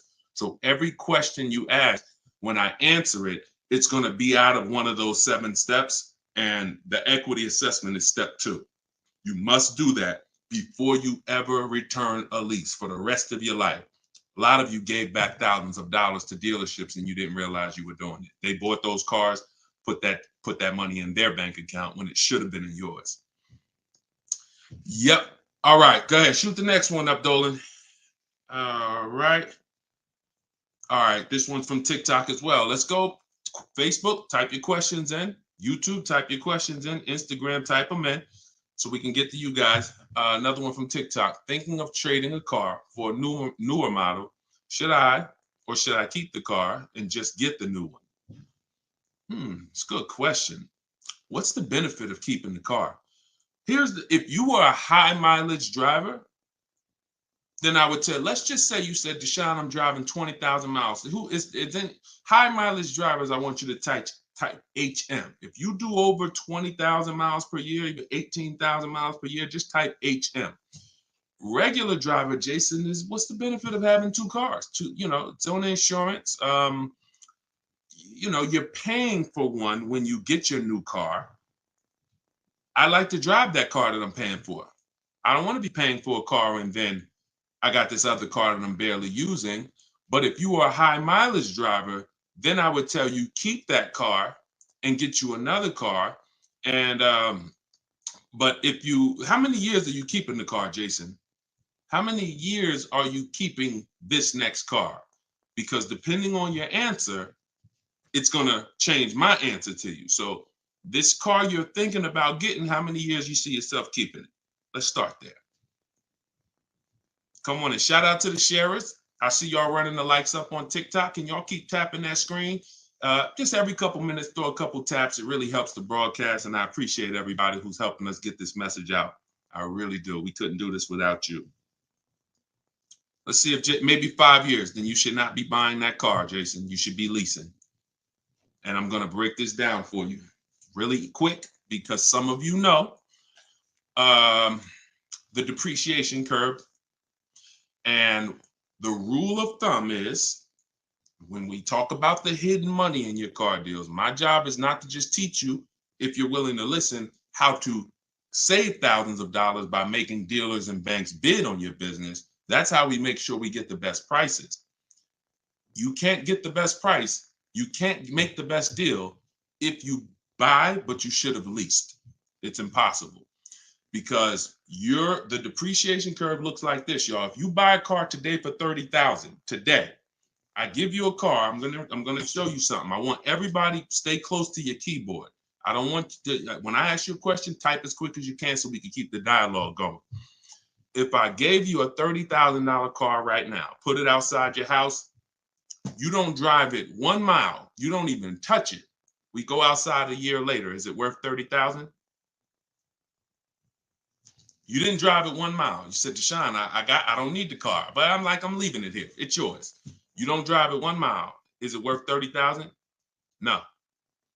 So that's your first intro into depreciation, the unseen expense. Let's go a little deeper. If you put 10,000 miles on it, it's worth less, right? If you put no money in it, if you put no mileage on it, it's already lost thousands. If you put 10,000 miles on it, it's worth less, right?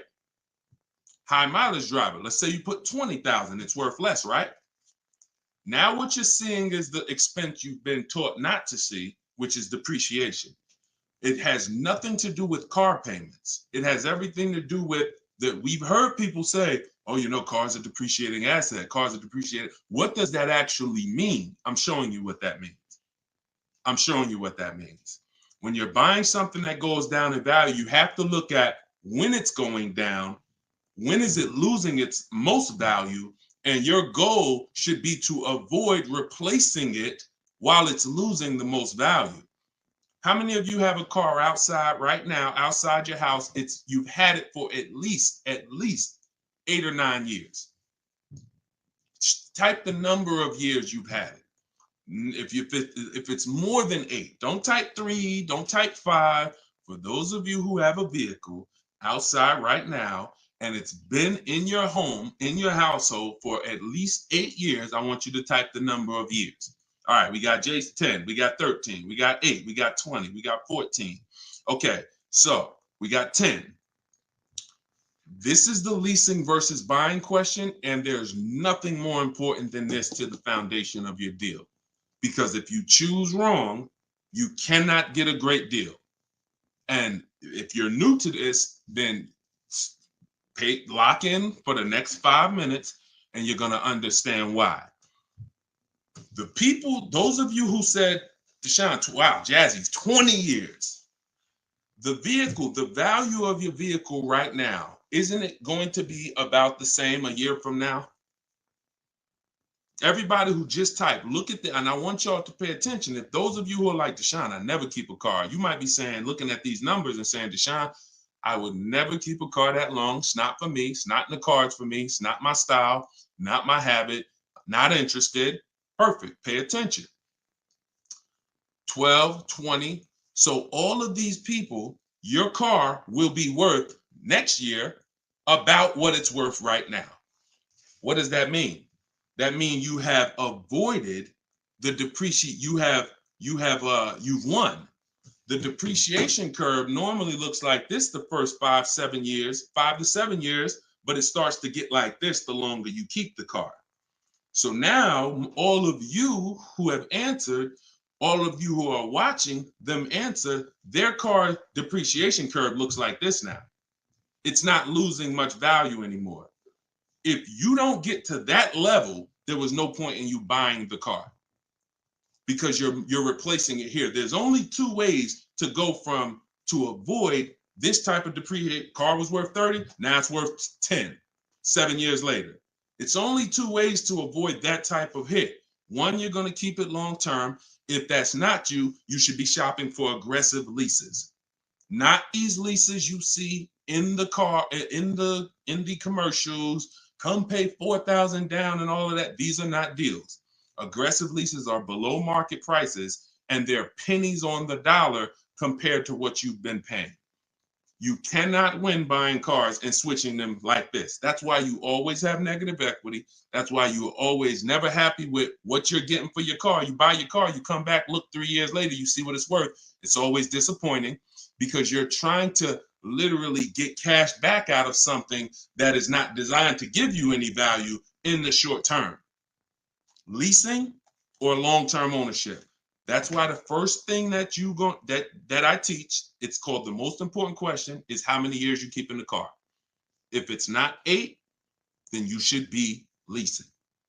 It's not even a question. We'll go deeper on that throughout the show. Anyone who wants to know more about that, you keep asking, because once I open up that Pandora's box, it's like your mind is like, oh, but everything I heard about leasing, I heard it was bad. I heard you can't drive that much. I heard that yada, yada. They bill you for all of this stuff. All of those things, I'm going to help you unlearn because unfortunately, the people who taught you that were confidently incorrect, which is dangerous. Confidently incorrect is you're dangerous to yourself and others.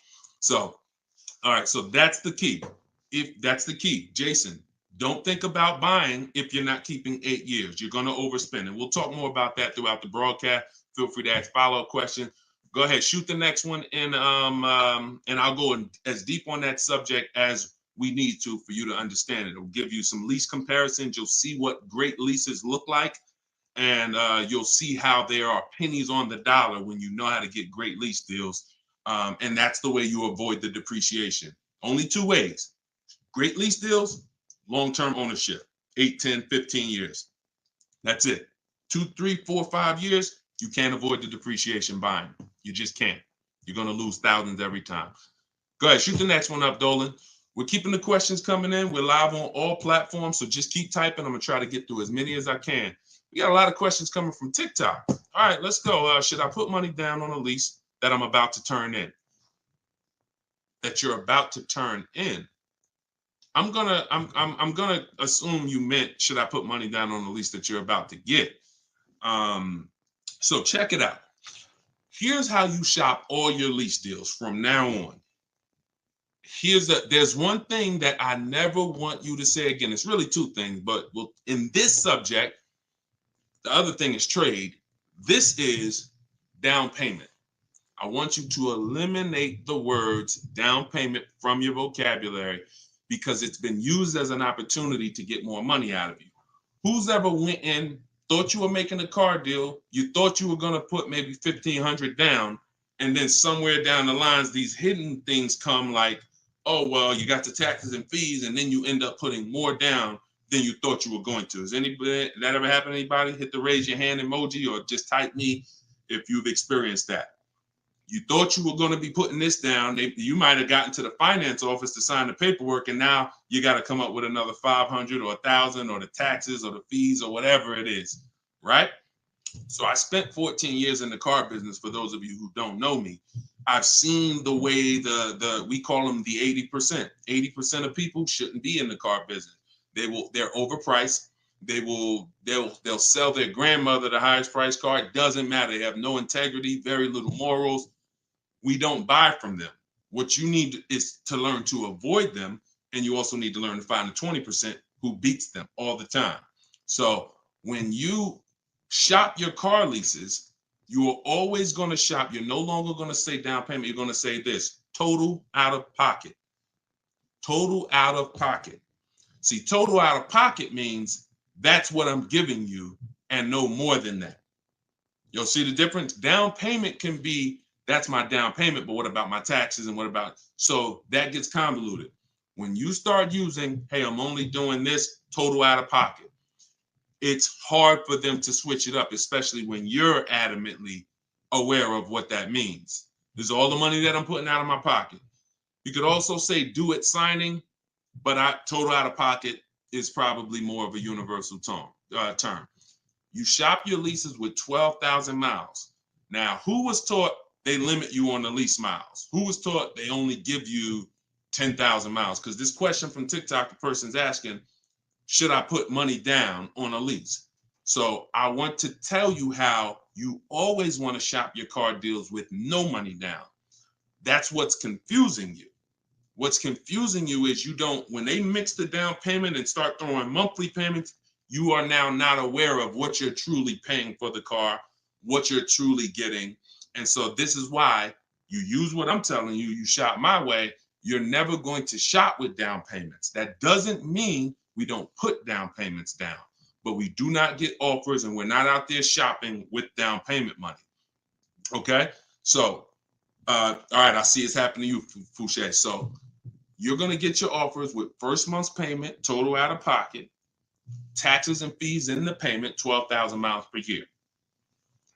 Once you do that, I teach in my book, I have a new digital book. It's called Car Shopping for People That Hate Car Shopping, 7 Steps to Saving Time, Money, and Avoiding Dealerships. I teach a strategy called the 25 to 5. We're going to connect with 25 dealers. We're going to get 5 offers. We do not make a decision without at least 5 offers. Because once you see, thanks to everybody who's supporting the broadcast with the gifts, I appreciate that. Once you see how different the offers are, you're going to realize you're going to see how much money is in multiple offers. You must get 5 offers because 80% are overpriced. Don't try to change these people. Don't question, oh, listen, why are dealers like this? Why are the 80% overpriced? Listen, Jim Rohn used to say, don't sign up for that battle. Why does the sun come up in the east, and, in the east and set in the west? Like, don't sign up for that. Some questions are not worth asking because they mean nothing. Just know that's what it is. 80% are going to be overpriced. This is why you are not going to get your best deal walking into a dealer anymore. You're going to sit at home. You're going to decide what you want. We call that shopping, not buying. This is step 4 of my process. We have 7 steps. Step 4 is shopping. And then once you decide what you want, you're getting it from home. 90 to 100% of your new car transaction and your leases should be done from home. That's where your power is. That's where you have the power of leverage. That's where you have the power to make multiple people compete for your business, which saves you thousands of dollars. I'm going to give you tons of examples. This works every time.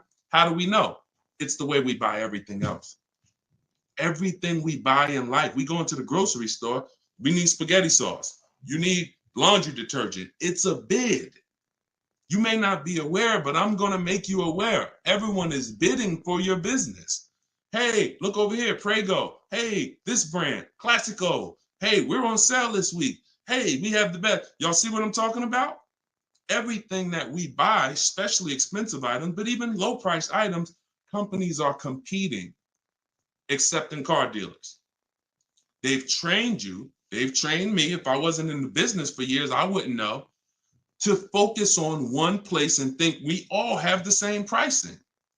They made you think Nissan, we're a Nissan dealer, we're all the same price. So you might as well not even go anywhere else because we're all the same price. No, we're not. No, they're not.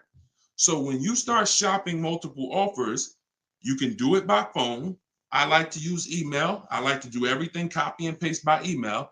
But when you start getting multiple offers, you're going to truly see where all the hidden money has been, and you'll see how many of these dealers are overpriced, which is going to just make you say, from now on, I'm definitely shopping online. So but you need to do it correctly. There's some information you must give a dealer in order to get quotes online. And most of you don't know that. That's why you're having problems getting quotes, because you're not giving the dealer what they need to get quotes. So we'll go deeper on this throughout the show. But this is what we're talking about, y'all. This is all in my book. In my book, you have the 7 steps laid out. You could cue the next question up, Dolan. And for our launch, you can get it for 75% off. The book's normally $97, but for our welcome offer, our launch, I said, you know what? We're going to do 75% off for 30 minutes. So when you go to my TikTok bio, you click that link. There's a button that says, get my new book, 75% off. You get yours. You won't pay the normal $97, but it's only for 30 minutes. Once that timer goes down, you go back up to 97. Same thing on Instagram. It's in my Instagram bio. And then we're going to put the link here for you guys here on Facebook and YouTube. All right, go ahead. This one's from Instagram. If I'm keeping a car under 8 years, I like y'all using this 8-year rule language. I like that. I like what I'm seeing, y'all. Y'all really this is really absorbing. If I'm keeping a car under 8 years and will definitely go over the miles, how do I lease cost effectively?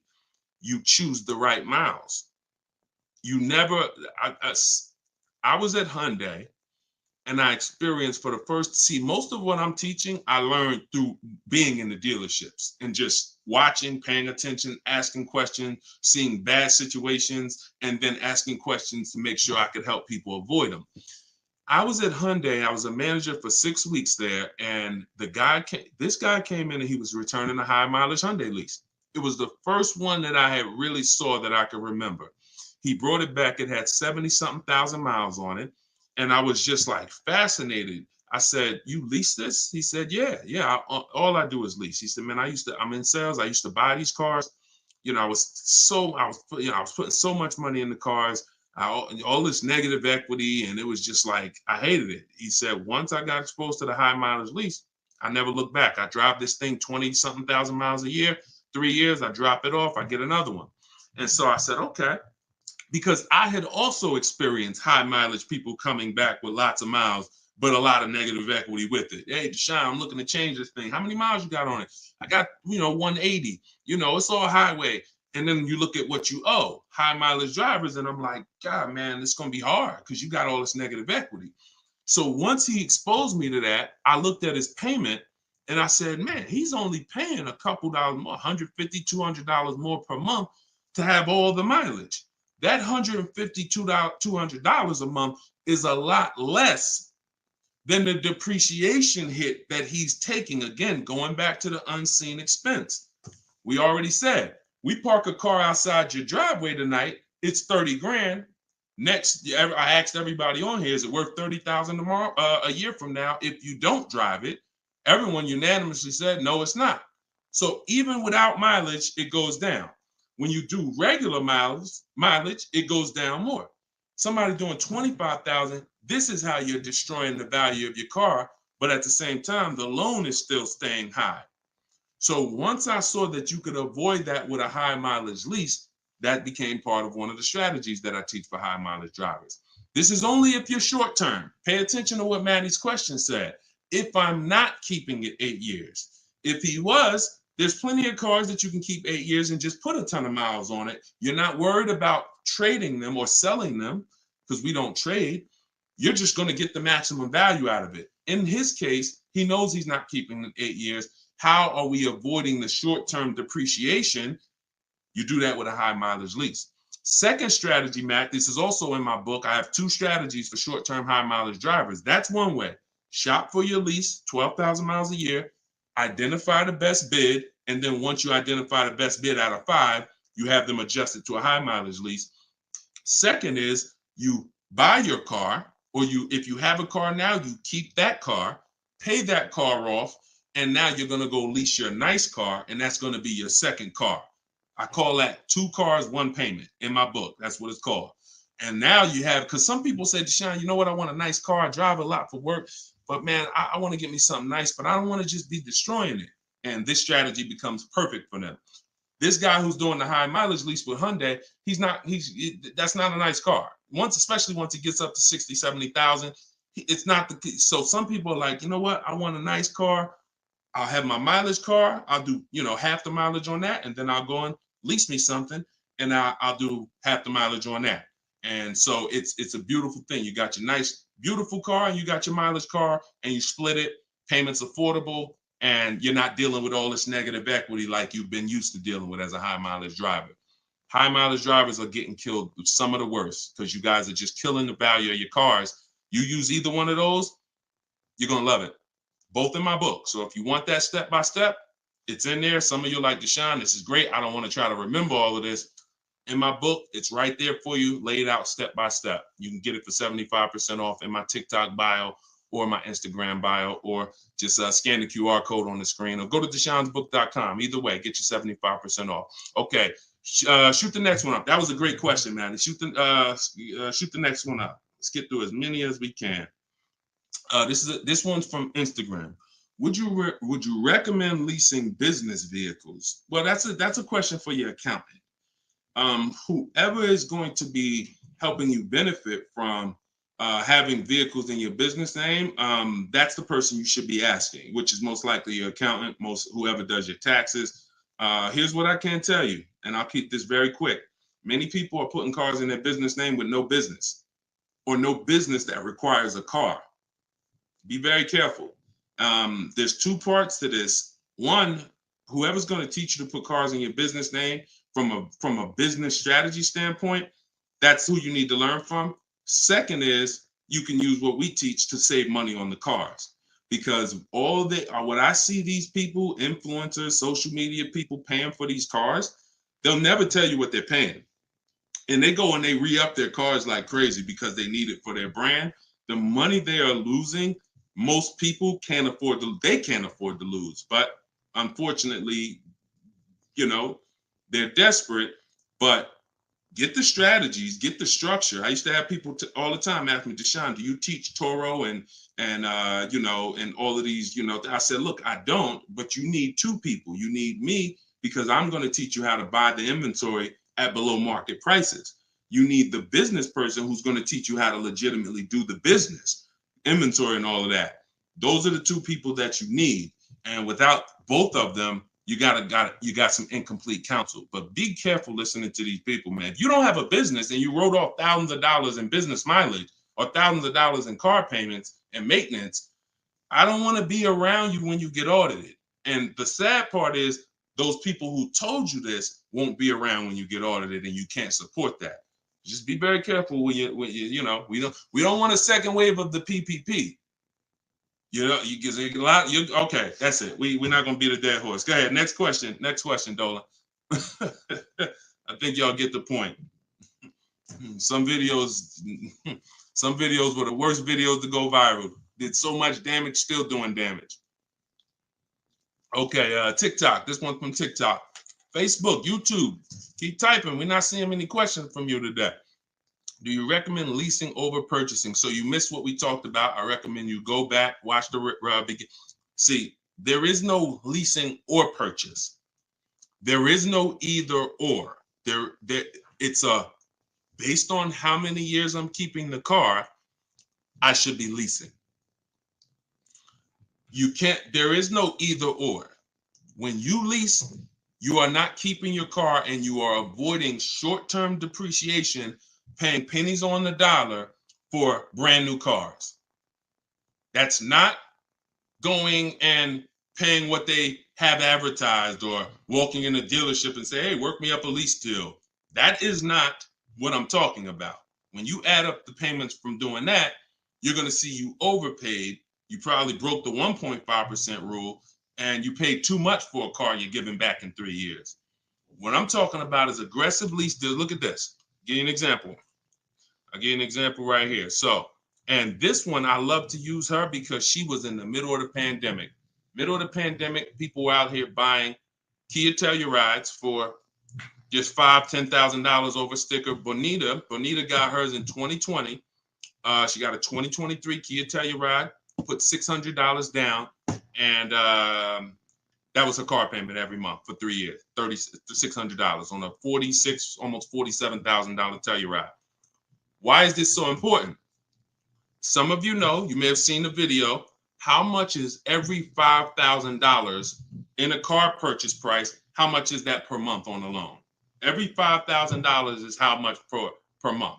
So we're going to compare Bonita's incredible lease deal she got to someone who bought this same vehicle to show you that if you should have bought, but you lease, if you should have leased, but you bought, there's no way to win.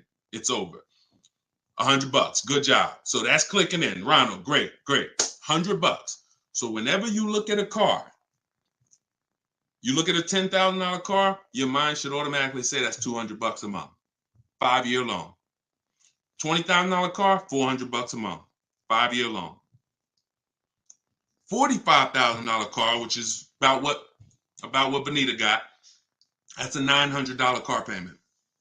So there's people driving this car. We're not even taking into account the taxes and anything like that. That'll put it up probably about 40. Actually, that'd be put it about 50. For her truck was 46, taxes and fees, call it 50. It's about $1,000 car payment for 5 years. She's paying $600. This is why there's no comparison. And sometimes your mind may play tricks on you. Yeah, but it's more than that. Is it? If you and I both drive out the same lot, same exact vehicle, you're paying, we're not putting any money into the deal. See, I want to make sure I keep you on track when you're not, neither one of them are putting any money into the deal.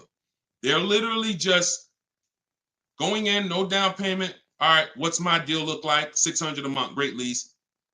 $1,000 a month, 5-year loan, no money down. So when we leave it the same, if I'm paying $1,000 and you're paying $600, is there any question of whether you're winning right now financially? Same vehicle. So as we drive, the only way you can eventually win, or I could eventually win if I bought, yeah, I'm paying $1,000, but I'm going to keep this vehicle long enough so in 10 years my Telluride is going to maybe worth $9,000. I kept it 10 years. It's worth $9,000 out there, but it's not losing value anymore. It's been in my household and I was able to outlive the depreciation. So now I win. Doesn't mean you lose. See, it's not like, oh, well, you lost, you should have bought. No, Bonita knows I'm not keeping 10 years. I'm not keeping 8 years. That's not my goal. Therefore, I'm going to shop for great lease deals and I'm going to pay pennies on the dollar compared to people buying. And that's my win. So there is no should I buy or should I lease? Do you recommend leasing over purchasing? I recommend leasing when you should be leasing, which means you're not keeping your car 8 years. I recommend buying when you should be buying, meaning you're keeping your cars 8 years. You're going to outlive depreciation, pay it off, and have a car that is not losing value in your driveway in 8, 9, 10 years. That's when both people win. And if you're stuck in the middle, then what I recommend is you get out of stuck in the middle because you're losing tons of money. Get out of being stuck. Buying leases out, buying loans, straighten them in. Get to one, choose a side. I put 2 good sides in front of you. Choose a side. All right? Good question, though. Go ahead, Dolan, cue the next one up. This was good, man. Wait, let me make sure. I'm trying to make sure I'm sharing all of this. Shout out to the sharers. Everybody getting value out of this? Type $ if you're getting value out of the show. This is what we do. All right, go ahead, shoot it up. All right, a lot of questions from TikTok today. YouTube, y'all, come on, type the question. All right, good to see you, Melody. I see. All right, when is it a good time to buy a car? Sashi, there's no good time. There's no bad time. Dealers have to make deals. See, I want you to not believe the marketing. What I want you to also do is I want you to pay attention when we do these shows. Pay attention to I don't want you shopping in an emergency situation unless it's an emergency. What does that mean? If your car was totaled, stolen, then it's an emergency. You got a couple days, no problem. You can use what's in my book. You can get bids. As long as you get multiple offers, you won't overpay. If you have your back against the wall, that's going to happen every now and then. Multiple offers is the key. If anybody had to go buy a TV right now, I said, look, you got 48 hours, you got to get a 100-inch TV, and you got to get a great deal on it. Is anybody worried about overpaying for the TV? Anybody on here? In 2024, is anybody worried? Dad, man, I only got, back in the days, it might have been like, oh, shoot, 48 hours. That might not be long enough.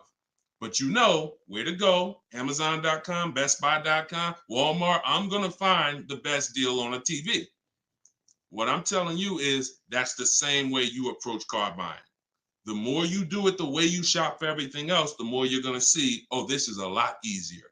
I'm in a lot more control. I eliminate buyer's remorse. So so even if your back is against the wall, if you're shopping, buying, you still should be getting multiple offers to make sure you're getting the lowest in the market. I'd say at least 5 because 80% are overpriced. Now, if you have time, then what you should be is in the market early. I teach something called 2 dates. The as soon as date, no later than date. As soon as date means soon as you can make a deal. Don't look at offers until you can make a deal. Don't entertain it's a waste of time. You might say, Deshone, I'm waiting to get this promotion at work in May. Then I'm a car shop. Should I look at deals now? Makes no sense. You can watch the market, but it makes no sense to entertain offers because you're not in a position. So as soon as you could accept an offer. Now that might be today. Then no later than date. That's the deadline. The gap in between that is your leverage. What does that mean? The ability to say no. See, you're about to start shopping in a way where you can say no, and the people that are walking into dealerships usually have put themselves in a position where they can't say no. So they're walking in saying things like, I need a car right now. My lease is up. If your lease is up, call, get a free extension. You shouldn't be shopping with your back against the wall. They're walking in saying things like, man, nobody has cars. That's because one dealer they walked in didn't have cars. Maybe they went to a second one, didn't have the color they want, and they're like, man, nobody has cars. They're broadcasting that energy, which is actually that's going to cost you. When car salesmen take it from me, I was in there every day of my life for 14 years. Not every day, we had days off, but when you say things, we're trained to hear them. No one has cars. That means the price just went up. If I have a car, you're going to pay more for it. This is what the 80%, this is how the 80% think. It's a mind game. So you don't want to be there. You want to be at home. And when you have the ability to say no, now here's what you do. You reach out to dealers for your offers and you're telling them, hey, I can make a deal right now. This is what I'm looking for. But I don't need a car until July 3rd. See, that's power. That means, hey, if I got a car coming next month, I can talk to this person about it. Most times a person walks in, they need a car this week, next week. That means whatever's on the ground, that's all we can talk to you about. But when a person has been proactive in shopping, which is what I want you to do, which is what I'm going to teach you to do, it's all in my book, and it's everything you'll hear me talk about, is when you have the luxury of time, it benefits us. We make our contacts. A dealer might say, look, I don't have a car right now, but I got one coming in 6 weeks. Is that good for you? Yeah, give me an offer. Absolutely. Now, we don't talk. So I'm telling you, you could do it your way, which is call. I always say, ask for sales managers if you're trying to get offers online. If you're trying to get offers from home, we need at least 5. If you're going to do it my way, if you're going to get deals like Danielle and like the people you see me broadcasting the show, you get it at least 5. Sometimes we get 10. I think somebody we showed the other day had 10 offers. So the point is, if you have the luxury of time, you want to use it. Don't be sitting here saying, man, I really can make a deal now or 3 months, but no one knows that. And then you wait until you only need to make a deal in a month. Now you start contacting dealers. You've given away some of your leverage. And if you're shopping for a used car, you can watch the market. When you start looking and you can see, man, I've been watching these cars for 45 days. I see the prices. When I first came, the low side of the market was like 26. Now I see that low side is about 24, 25. So these are things you can't do when you're shopping when you need a car. So there's no good time to buy a car because dealers want to make deals throughout the month. But there is a bad time if you've used up all your leverage. And if you've used up all your time, then you must do multiple offers or you're going to get killed. Sorry to say, there's no other way to say it. If you don't know how to shop multiple offers and you walk in needing a car in 2 days, you are going to overpay. So multiple offers is always the answer. All right. Go ahead, shoot the next one up, Dolan. Great question. This one's from YouTube. I'm only able to get a rental for delivery work. Is there any cons to this method? I don't really, okay, I think you rephrased it. Is there a proper way to rent vehicles for work, or is it fixed market and there's no way to save money? Absolutely not. Renting is going to be way too expensive compared to, this is why when people say, who's heard leasing is like renting? Who's heard that? Type the raise your hand emoji or type me if you've heard leasing is like renting. It's one of the most ignorant statements that there's a lot of ignorant statements made about leasing, but that's one of them. Renting is expensive. Renting, you don't get a lot for your money. It's usually a short-term thing, 1 day, 1 week. You know, maybe if you had an accident, cars total 30 days. It's not meant to be long-term. So what I would tell you is if you were renting a vehicle, I would tell you try to go on Turo, try to find somebody who's willing to rent to you, possibly on a long-term basis where it's not going to be as expensive. Because I'm guessing if you're renting, there's a particular reason for that. But the money you're going to pay in renting, you should probably put some of it to the side, try to get you a car, cash, Facebook Marketplace, something to get out of that cycle and start to rebuild. In my book, I have a strategy of plan B, plan C for bad credit, where, you know, you can talk about cash, you can talk about buy here, pay here, even buy here, pay here, if done right, is better than renting. When I was 20, my second car, actually, my first one was a $500 car.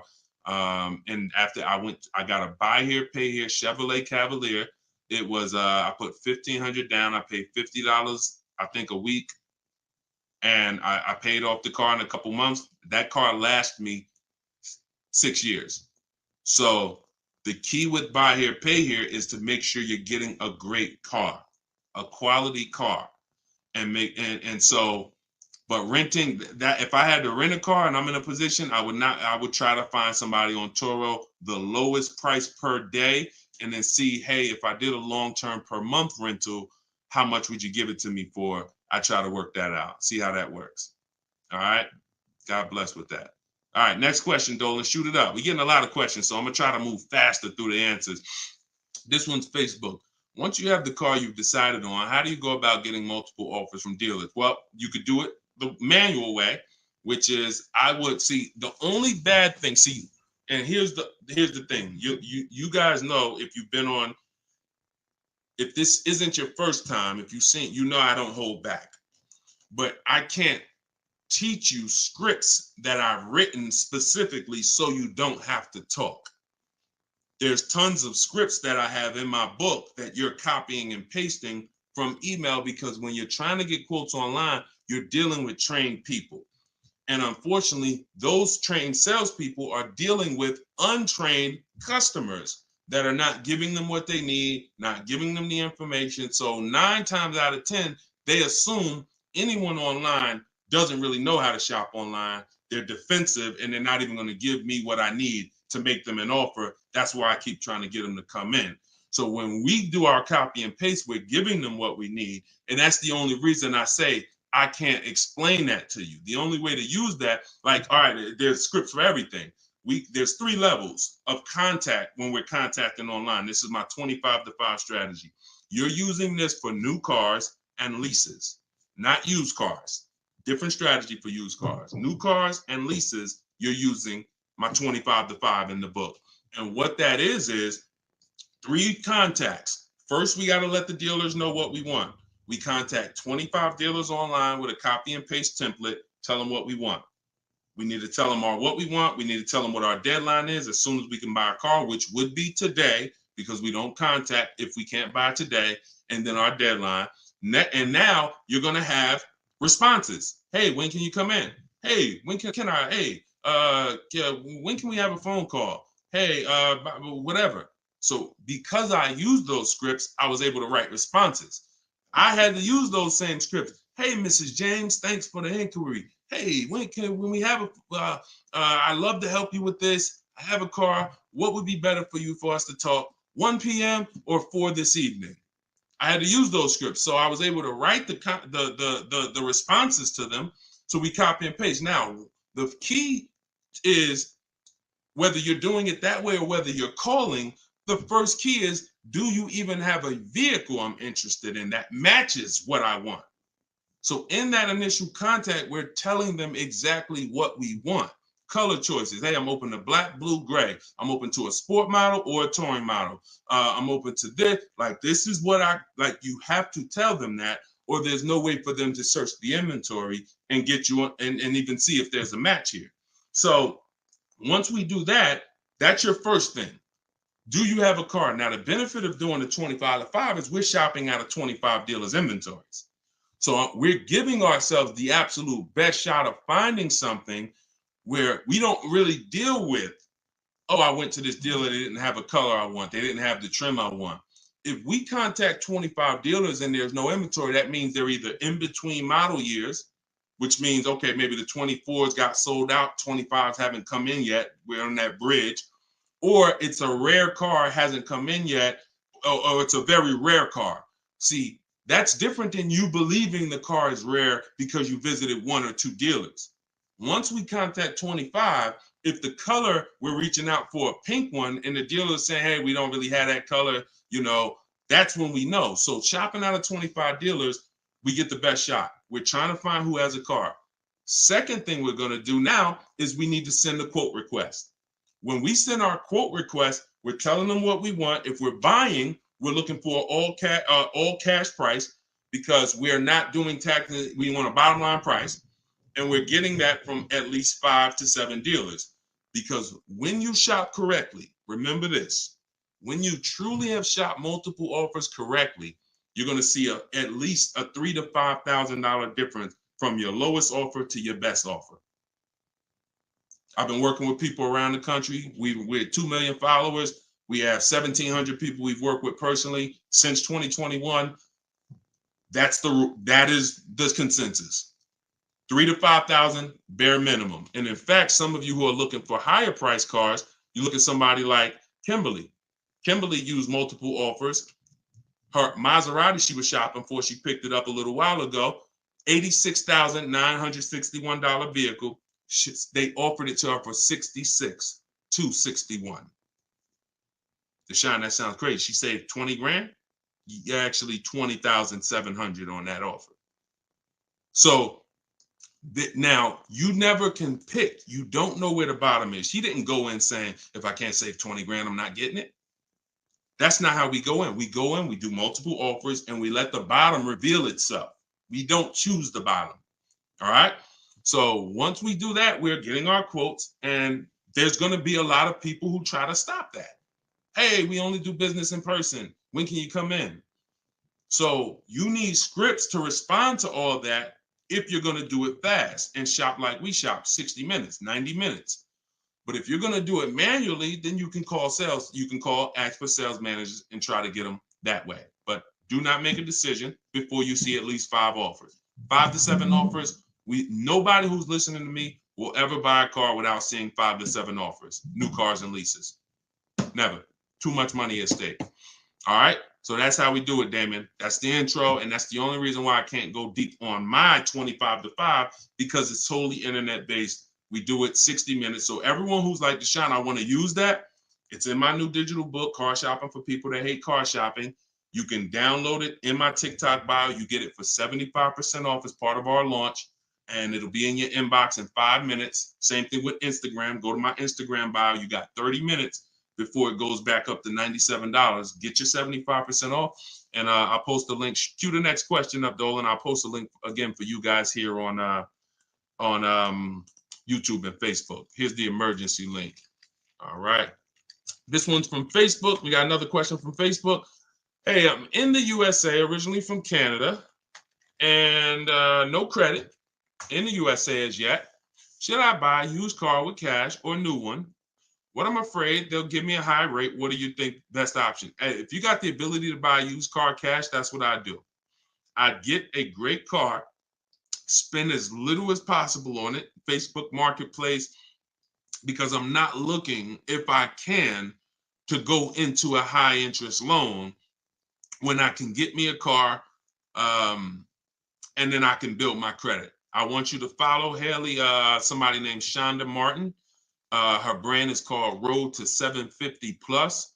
She's very similar to me in that she does these Q&As all the time. She's live. She's a genius. She's clearly studied for many, many years to understand. And even me using her thing, her strategies, I've added at least 80 points to my credit just from things I didn't even know. Like, and the real person who's an expert is going to show you where the blind spots are, things you didn't know. And that's what Shonda is. Some of you may follow her. She's amazing. Yeah, Cavante said, yeah, she's amazing. She is. So follow her. But yeah, I would be looking to get something inexpensive, point A to point B, little as possible. Make sure you find wherever you live, ask around who's the best mechanic in town. Ask like who does everybody know in town that, you know, fixes cars, just a good guy, good woman. And you find them and you say, look, I'm about to go pick up a car. I'm gonna buy it privately. Well, can I pay you, you know, $100 to inspect it for me? Get yourself an inexpensive car, and that'll give you the ability to be on the road. At the same time, you have the ability to have the time to invest in your credit. So when you're ready to make a power move where credit's concerned with a car, be it leasing, financing, you're good. All right. But if you go buy a car overpriced interest rate, it could really set you back. It can really set you back. It's happened to too many people. Great question. Cue the next one up, Dolan. Great questions today. YouTube, should I buy a car cash or do I get a loan? It's a great question here. A lot of great questions. This is a matter of, look, nothing that I teach is really one size fits all. That's been the problem. 8-year rule, absolutely. If you're not keeping 8 years, that is one size fits all. That's why it's called a rule. You should be leasing if you're not keeping your cars 8 years. If you're buying, you should be keeping them more than 8 years. But when it comes to the cash or loan, here's what I've experienced. And the people who pay cash or don't pay cash, this is kind of what weighs it for them. What are they doing with, what are you doing with your money? Is your money making you money? If your money is making you money, I would have people come in the dealership, clearly had the ability to pay cash, because I would ask them, you know, so how are you paying for the car? And they say, you know, I'm thinking about, you know, writing a check for it, but I'm, you know, what are the rates? And if we had a special interest rate from the bank, like 0% or 0.99%, 1.99, 2.99 even, they'd usually take the bank's money so that their money could keep making money for them. So if that's you, and the rates are low, that's why whenever we shop for a car, you always want to check, are there any special interest rates? That's the first thing. I teach something called the bank bidding war. It's not just dealers that bid for our business. It's banks and credit unions too. So in the bank bidding war, there's 3 rounds. The first round, though, is checking if there's any special interest rates, because if there is 0.99 or 1.99, no one's beating that. Therefore, the rest of the rounds are non-applicable. So if you can use the money cheap, that's when you use the money and you let your money keep working. Now, another person, a different person, Deshone, I'm not really investing my money. You know what? I just kind of like to keep things to a minimum. I got my cash over here. Okay, then. I would still, if the money was cheap, consider it, because we could be coming into days where cash on hand becomes a little bit more important.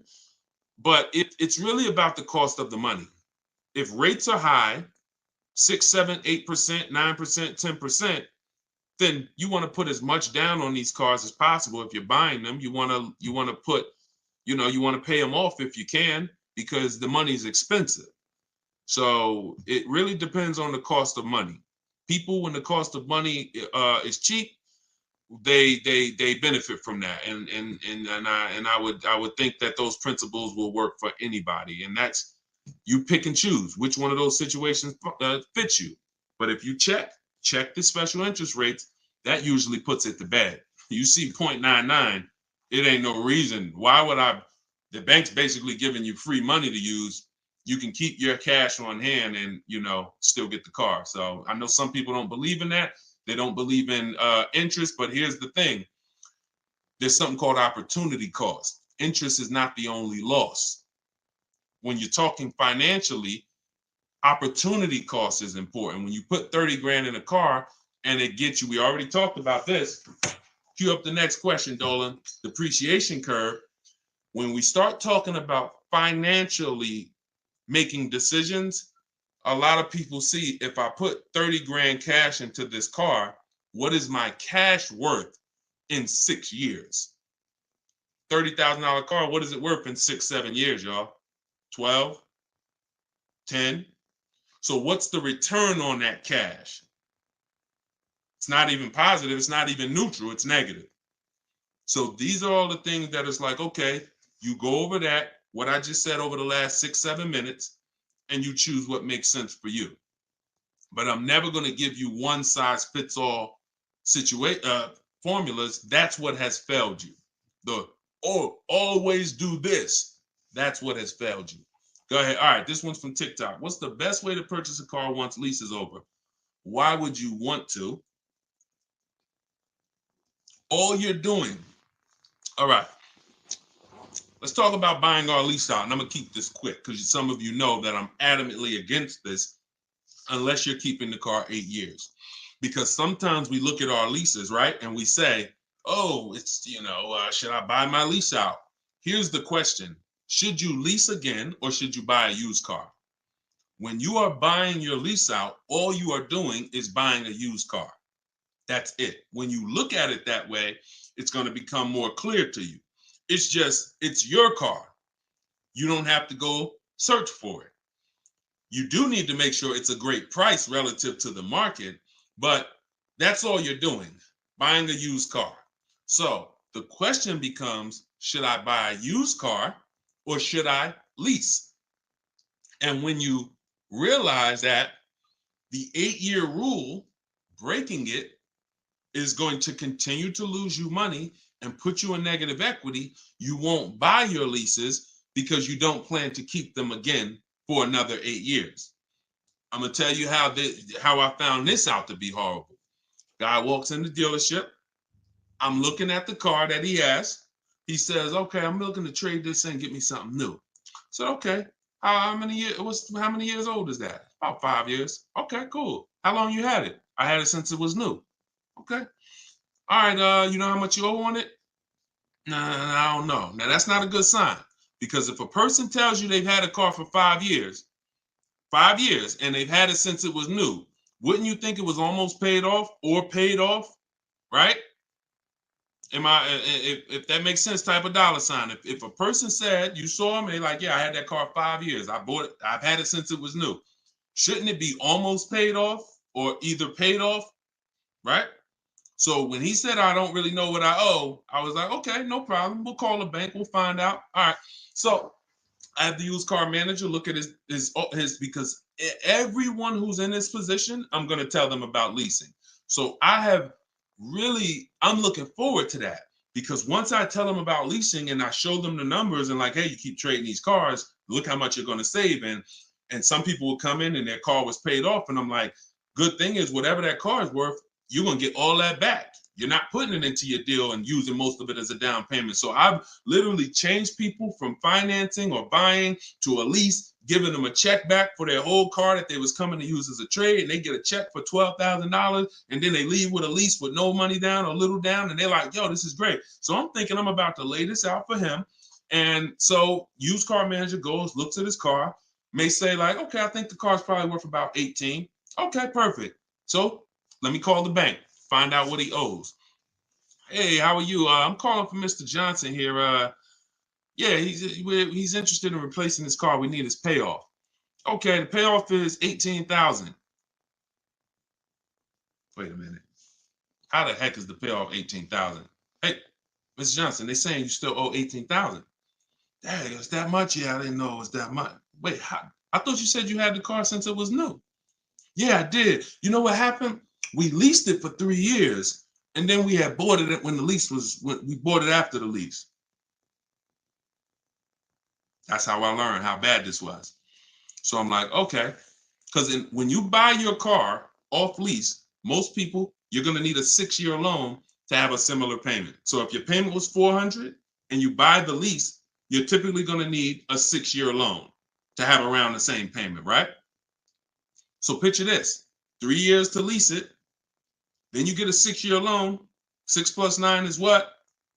6 plus 3 is 9. Anybody on here signing up for a 9-year loan on a car? Anybody? We got a lot of people on here. Anybody on here signing up for a 9-year loan? No? Okay. Room's quiet.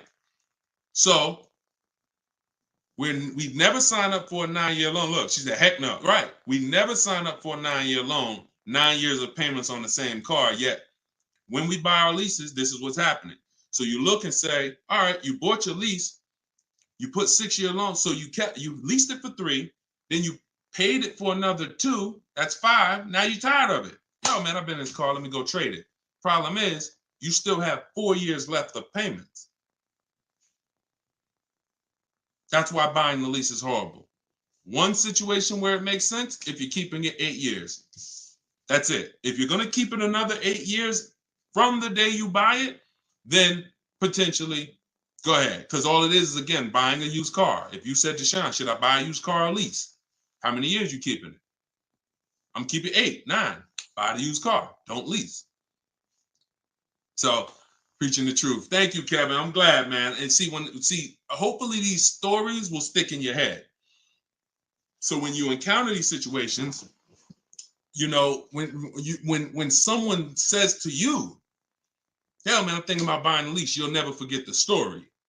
So this has nothing to do with getting the best deals. This has everything to do with having the best deal structure. So I'm glad that clicked. Go ahead, shoot the next one up, Dolan. Oh, I see we already been on for.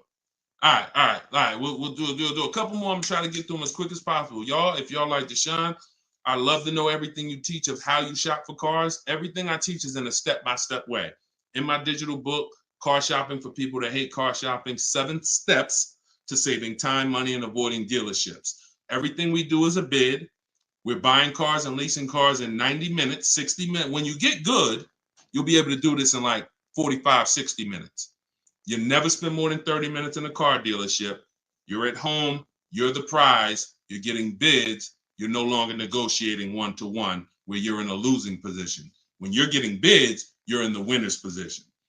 So you can get your book for 75% off as part of our launch.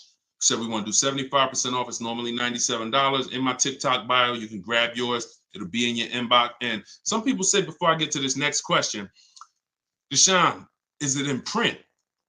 There's a lot of reasons when you use it, you'll see there's no way this book could have been printed. One, things change. Vroom was one of the companies that we used to use for bidding. Vroom's out of business. if we had 100,000 books out there in your houses that you all paid for, now it's like, okay, what do we do, y'all? That's obsolete. Now that's when you hear people say, hey, you need volume 2. I know just 6 months ago that I asked you and told you that I was going to solve your problem with volume 1, but that's no good anymore. Volume 2, get it today. We're not doing that. And there's nothing against them because, again, they did what works, but we didn't want to do that. I wanted to be able to update this book on the fly. What I did when Broom went out, I updated the file. Everyone's book was updated. And there's also links in there. There's links to videos. Like I said earlier, you have my scripts in there. That was all stuff. You're going to be copy and pasting this. There's no way I could have did that in a physical book at all. All right. What do you think of swap a lease? If you can get a great lease deal, absolutely. Absolutely. We always compare, divide the monthly payment into the MSRP. The 1% rule has existed way before I started, way before I even got in the car business. The 1% rule said if you can lease a car for less than, for 1% of the MSRP, no money down, no money out of pocket, just, covering the first month's payment, you stole a car. Coincidentally, every lease I've ever had was under 1%. I paid $330 a month for my $35,000 Jeep Grand Cherokee Laredo. I paid $325 a month for my Infinities, then $345. Then my highest one was $390. And that was a $45,000 vehicle. So these are under 1% leases. In order to get 1% leases, you need to shop multiple offers, but you also need a great lease program. So what we always say is under 1% is a steal. You'll see there's 3 categories of leases. Steals, great value. Those are under 1%. Great deals. Those are between 1% and 1.5%. And then where it's time to chill, over 1.5%. You're paying too much for a car you're giving back. So if I was taking over someone's lease, I'm judging it by the same thing. Leasing is a value play. How much car can I drive for that payment? It's the ultimate way. The lower that percentage is, the more you've leveraged your money into a great car. So yeah, I'll check swap a lease, definitely. Go ahead, shoot the next one up, Dolan. This one's from TikTok. Can I sell a leased car? Who didn't know you could sell a leased car? Type me. My cousin left me his 2020 Toyota Highlander with 2,000 miles, so I need to get out of my lease. I don't need 2 cars. Okay. Equity assessment. Call the leasing. Matter of fact, I'm not going to repeat it because I already talked about this at the beginning of the broadcast. So after the broadcast, go to the YouTube page. You'll see it. I think it was either the first or second question. So within the first 10 minutes, I talked about how to do the equity assessment. You're going to follow that process. And this is all in my book. If you're like, Deshone, I don't even want to watch the video. Is that in the book? Absolutely. Because everything I'm teaching you is out of 1 step in my 7-step process. So the equity assessment is step 2. After we decide leasing versus buying, that's step 1. That's the most important question. Foundation of your car deal is, did I lease when I should have leased? Did I buy when I should have bought? Once you pass that, now if you have a car to replace, you need to do an equity assessment to see, do I have equity? Am I at a break even, which means I can get out? I'm not going to make any money, but that's fine. I can get out. Some people got a lease. I could get out the lease early. You technically can't do that because you're breaking a contract, but if you can sell out and break even, then you can get out early. Or do I have a negative position in which case I can't get out early? In the case of a negative, if you have a negative position on a lease, you can't get out early without penalty, without those payments. But if you're a negative equity on a finance, then that's different. There's no negative equity in a lease. I know we kind of use these terms interchangeably. Negative equity is only with a finance because you have to pay the money. With a lease, if what I get offers for, if it's below my payoff, then I just stay in the car until the end. I don't have negative equity. So you do the equity assessment, and hopefully you can break even. And the good thing about Toyota, if they haven't changed it, and I remember right, they don't have a third-party restriction. So you should be able to, if those offers you get are what you owe or higher, then you should be able to sell that car right to CarMax or Driveway or AutoNation, whoever makes you the highest offer, and you can be out of it literally. You do that today, you could be out of that car tomorrow. All right, so keep me posted. Go ahead.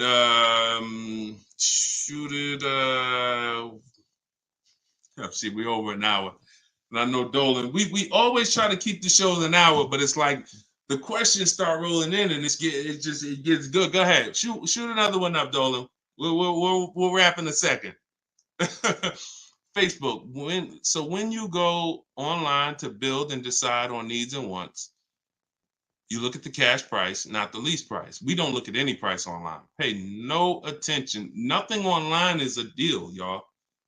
No commercial. I don't care what you see. Deals are like this. Hey, look, this is their offer. Look, this is what we gotta. Can we do it? What? Can you get them up any? Like, will they come up any at all? Nah, man. They said that they made this, and it's like, shoot. All right, let's see if you get another. Can you get another $10? If you get another $10 a month out of them, just take it. If not, then do the deal. That's a deal. You don't repeat it.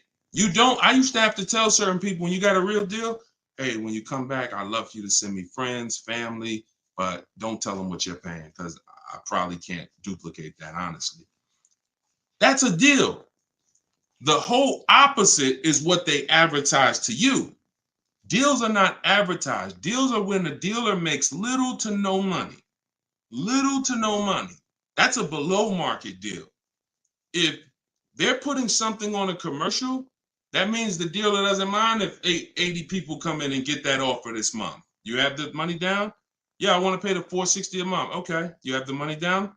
Yeah, it was $3,400, right? Okay. What about the taxes and fees? Because that's small print. All right, how much is that? That'll put you probably about another $3,200. And then I could be at that payment from the commercial? Yeah, definitely. Okay, let's do it. That's not a deal. That's not nothing special. We didn't mind making that. Come on, if that's what you want. So if you want deals, you got to understand. Don't look at commercials. Don't look on the internet. Oh, this deal is advertising this. Deals are not advertised. Let that set. All this marketing that has worked on, come at the end of the month. Imagine being in a business where your customers were trained to come at the end of the month. Imagine if you had a pizza shop, a car wash, and that happened. You knew that the industry was so good at marketing that you knew the last 3 days of the month, your car wash is going to have lines around the corner. That's marketing. So dealers make deals when they're like desperate. I want to see. Nobody's here. So don't pay attention. Don't pay attention to that. Just follow the process. Oh, I see you got the book. Just follow the process. If it's not written in there, Ty, don't add to it. Don't add to it. If Deshone didn't say, go to this website and look and then write that down, don't do it. The whole purpose of why I wrote that book in that way is to take the guesswork out of it. If you find yourself like, okay, what should I do here? All right, I'm going to do this. You're probably off my path, because my path is very rigid. It's like a McDonald's system. You hear that beep, the nuggets are ready. Oh, don't change it. And then you'll get the results. We call that trust in the process. Great question. All right, y'all. We just hit an hour and 10 minutes. Y'all, I would love to do this all day. We are going to continue to do these broadcasts. Once the questions start coming in, I don't want to discount any questions. So I wish some questions I could just answer in 30 seconds. It's not possible without me just cutting it short and then you not getting the value out of it. So we try to get through as many as possible. For everyone who wants everything I teach in one place, you can get everything in my social media videos. But I think what you understand now from being on the broadcast is there's lots of different situations. So when you're moving through my social media video, you're saying, oh, he's talking about leasing here. He's talking about buying a used car here. He's talking about banks here. He's talking about high mileage here. All right, that means I got to try to piece this together myself. Same thing with the broadcast here. If you're like Deshone, I want everything in one spot, step by step. It's all in there. Leasing's in there. The high mileage paths are in there. The new car purchase paths are in there. Used car purchase paths are in there. And step 7 of my book is delivery. So you shouldn't be thinking, oh, I'm gonna read the whole book, then I'll start shopping. No, it's action guides. It's essentially a big checklist. Do this, do this. By the time you get to step 7, you should be picking up your car, getting ready to have it delivered. So that's the way it is. You don't take a quiz at the end. The quiz is, if you did it right, your car's on the way. So everyone can get your book for 75% off as part of our launch. It's in my TikTok bio. Grab yours, use it, and please make sure you email me your deal. As soon as you make your deal, send me an email. Deshone, check this out. I don't want to see just the car you got. I want to see the price you paid. You're going to have price assurance, and I'm happy to be on this journey with you. So get it in here. I'm going to send this link. I'm going to type the link one more time for you guys here on Facebook and YouTube. In case you missed the countdown, I just typed the link. You can grab it there. TikTok, Instagram, it's in my bio. Click that website and then click that button that says 75% off. So until then, thank you, Ty. Great questions today. Great questions. All the questions were good. And I'll see y'all on the next broadcast. We'll keep this going. God bless y'all.